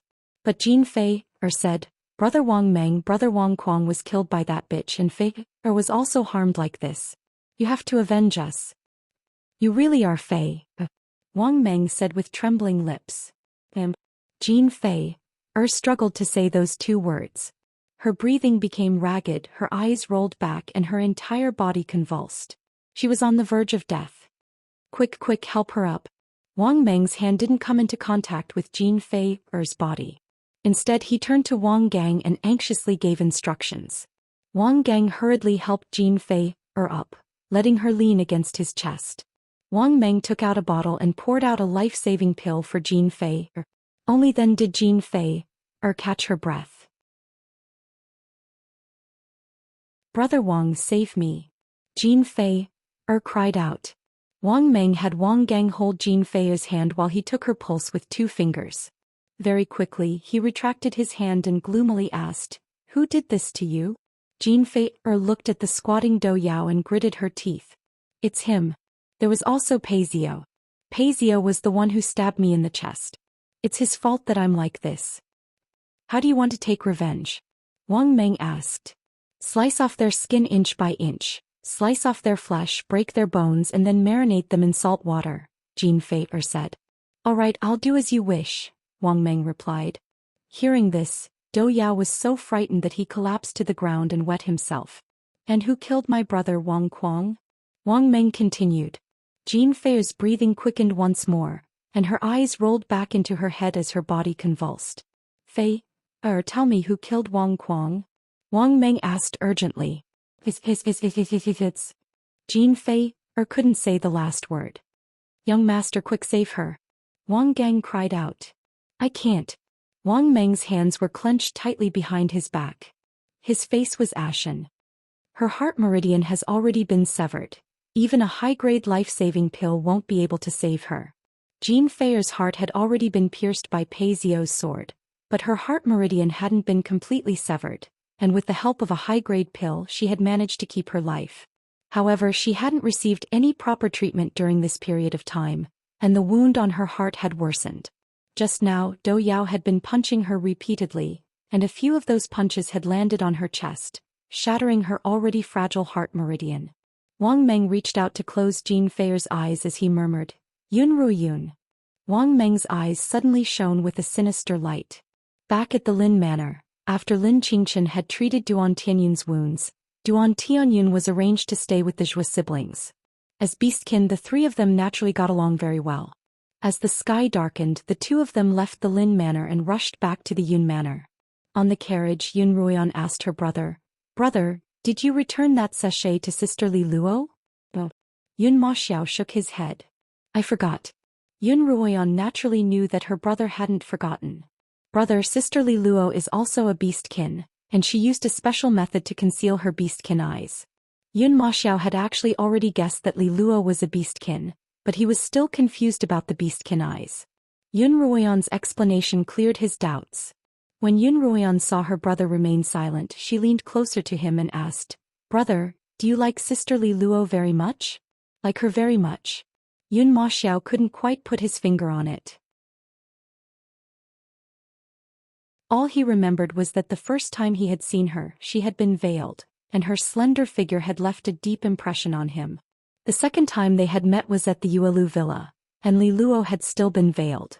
Yun Ma Xiao had followed her into the dueling arena, and he had seen her jump into the dueling arena without a care for her own safety, battling the beasts with her low cultivation. Outside the Yuelu villa, Yun Ma Xiao had requested to see what Li Luo looked like. Li Luo had taken off her veil and turned around to look at him in the dark of the night. Now, whenever Li Mo closed his eyes, he could see her face clearly. And today, Li Luo's serious demonic appearance in the kitchen, as well as Duan Tianyun's fierce treatment of her, were all clearly etched in Yun Ma Xiao's mind. Yun Ma Xiao, who had never fallen for a girl before, guessed that this was probably what it meant to be. Yun Ruoyan looked at her brother's dazed expression and couldn't help but sigh. This was bound to be a difficult relationship. That night, Yun Ruoyan entered her pocket dimension. Tonight, Xiaoxia would be teaching her how to refine a new poison. "Xiaoxia, that soul-stealing pill is too powerful." Yun Ruoyan was very excited when she thought of Pei Zio's reaction after being poisoned. "I'm going to make a few more to protect myself." "Mistress." Xiaoxia couldn't help but pour cold water on Yun Ruoyan's excitement. The soul-stealing pill is powerful, but it also has a huge drawback. "Drawback? What drawback?" Yun Ruoyan's smile faded as she looked at Xiaoxia. "The first drawback." Xiaoxia squatted down and raised its claws. "The target's cultivation can't be higher than yours. The soul-stealing pills you concoct as a 7th-rank blade master won't be effective against cultivators above that level." Yun Ruoyan nodded thoughtfully. When she had been refining the soul-stealing pills, she had felt that she had expended a large amount of spiritual energy. It seemed that the strength of the soul-stealing pill was closely related to the cultivator's cultivation. If the soul-stealing pill was only effective against those weaker than her, then it wouldn't be very effective. "The second drawback," Xiaoxia continued. "The soul-stealing pill is too complicated to use, and you have to put it in the target's food and drink when they're not paying attention. Such an opportunity isn't easy to come by, and the success rate is too low. In fact, if Pei Zio hadn't invited Yun Ruoyan to dinner, she really wouldn't have had the chance to poison him." "All right." Yun Ruoyan compromised. "In that case, teach me how to refine other poisons." "All right, then let's begin." Xiaoxia stood up and raised its front leg high. "Today I'm going to teach you how to refine a poison that's specifically targeted at those with a higher cultivation than you. This poison is odorless, colorless, and extremely difficult to detect. Once poisoned, you'll temporarily hallucinate and lose your ability to attack." "What's the name of this poison?" Yun Ruoyan asked. "It's called fog," Xiaoxia replied.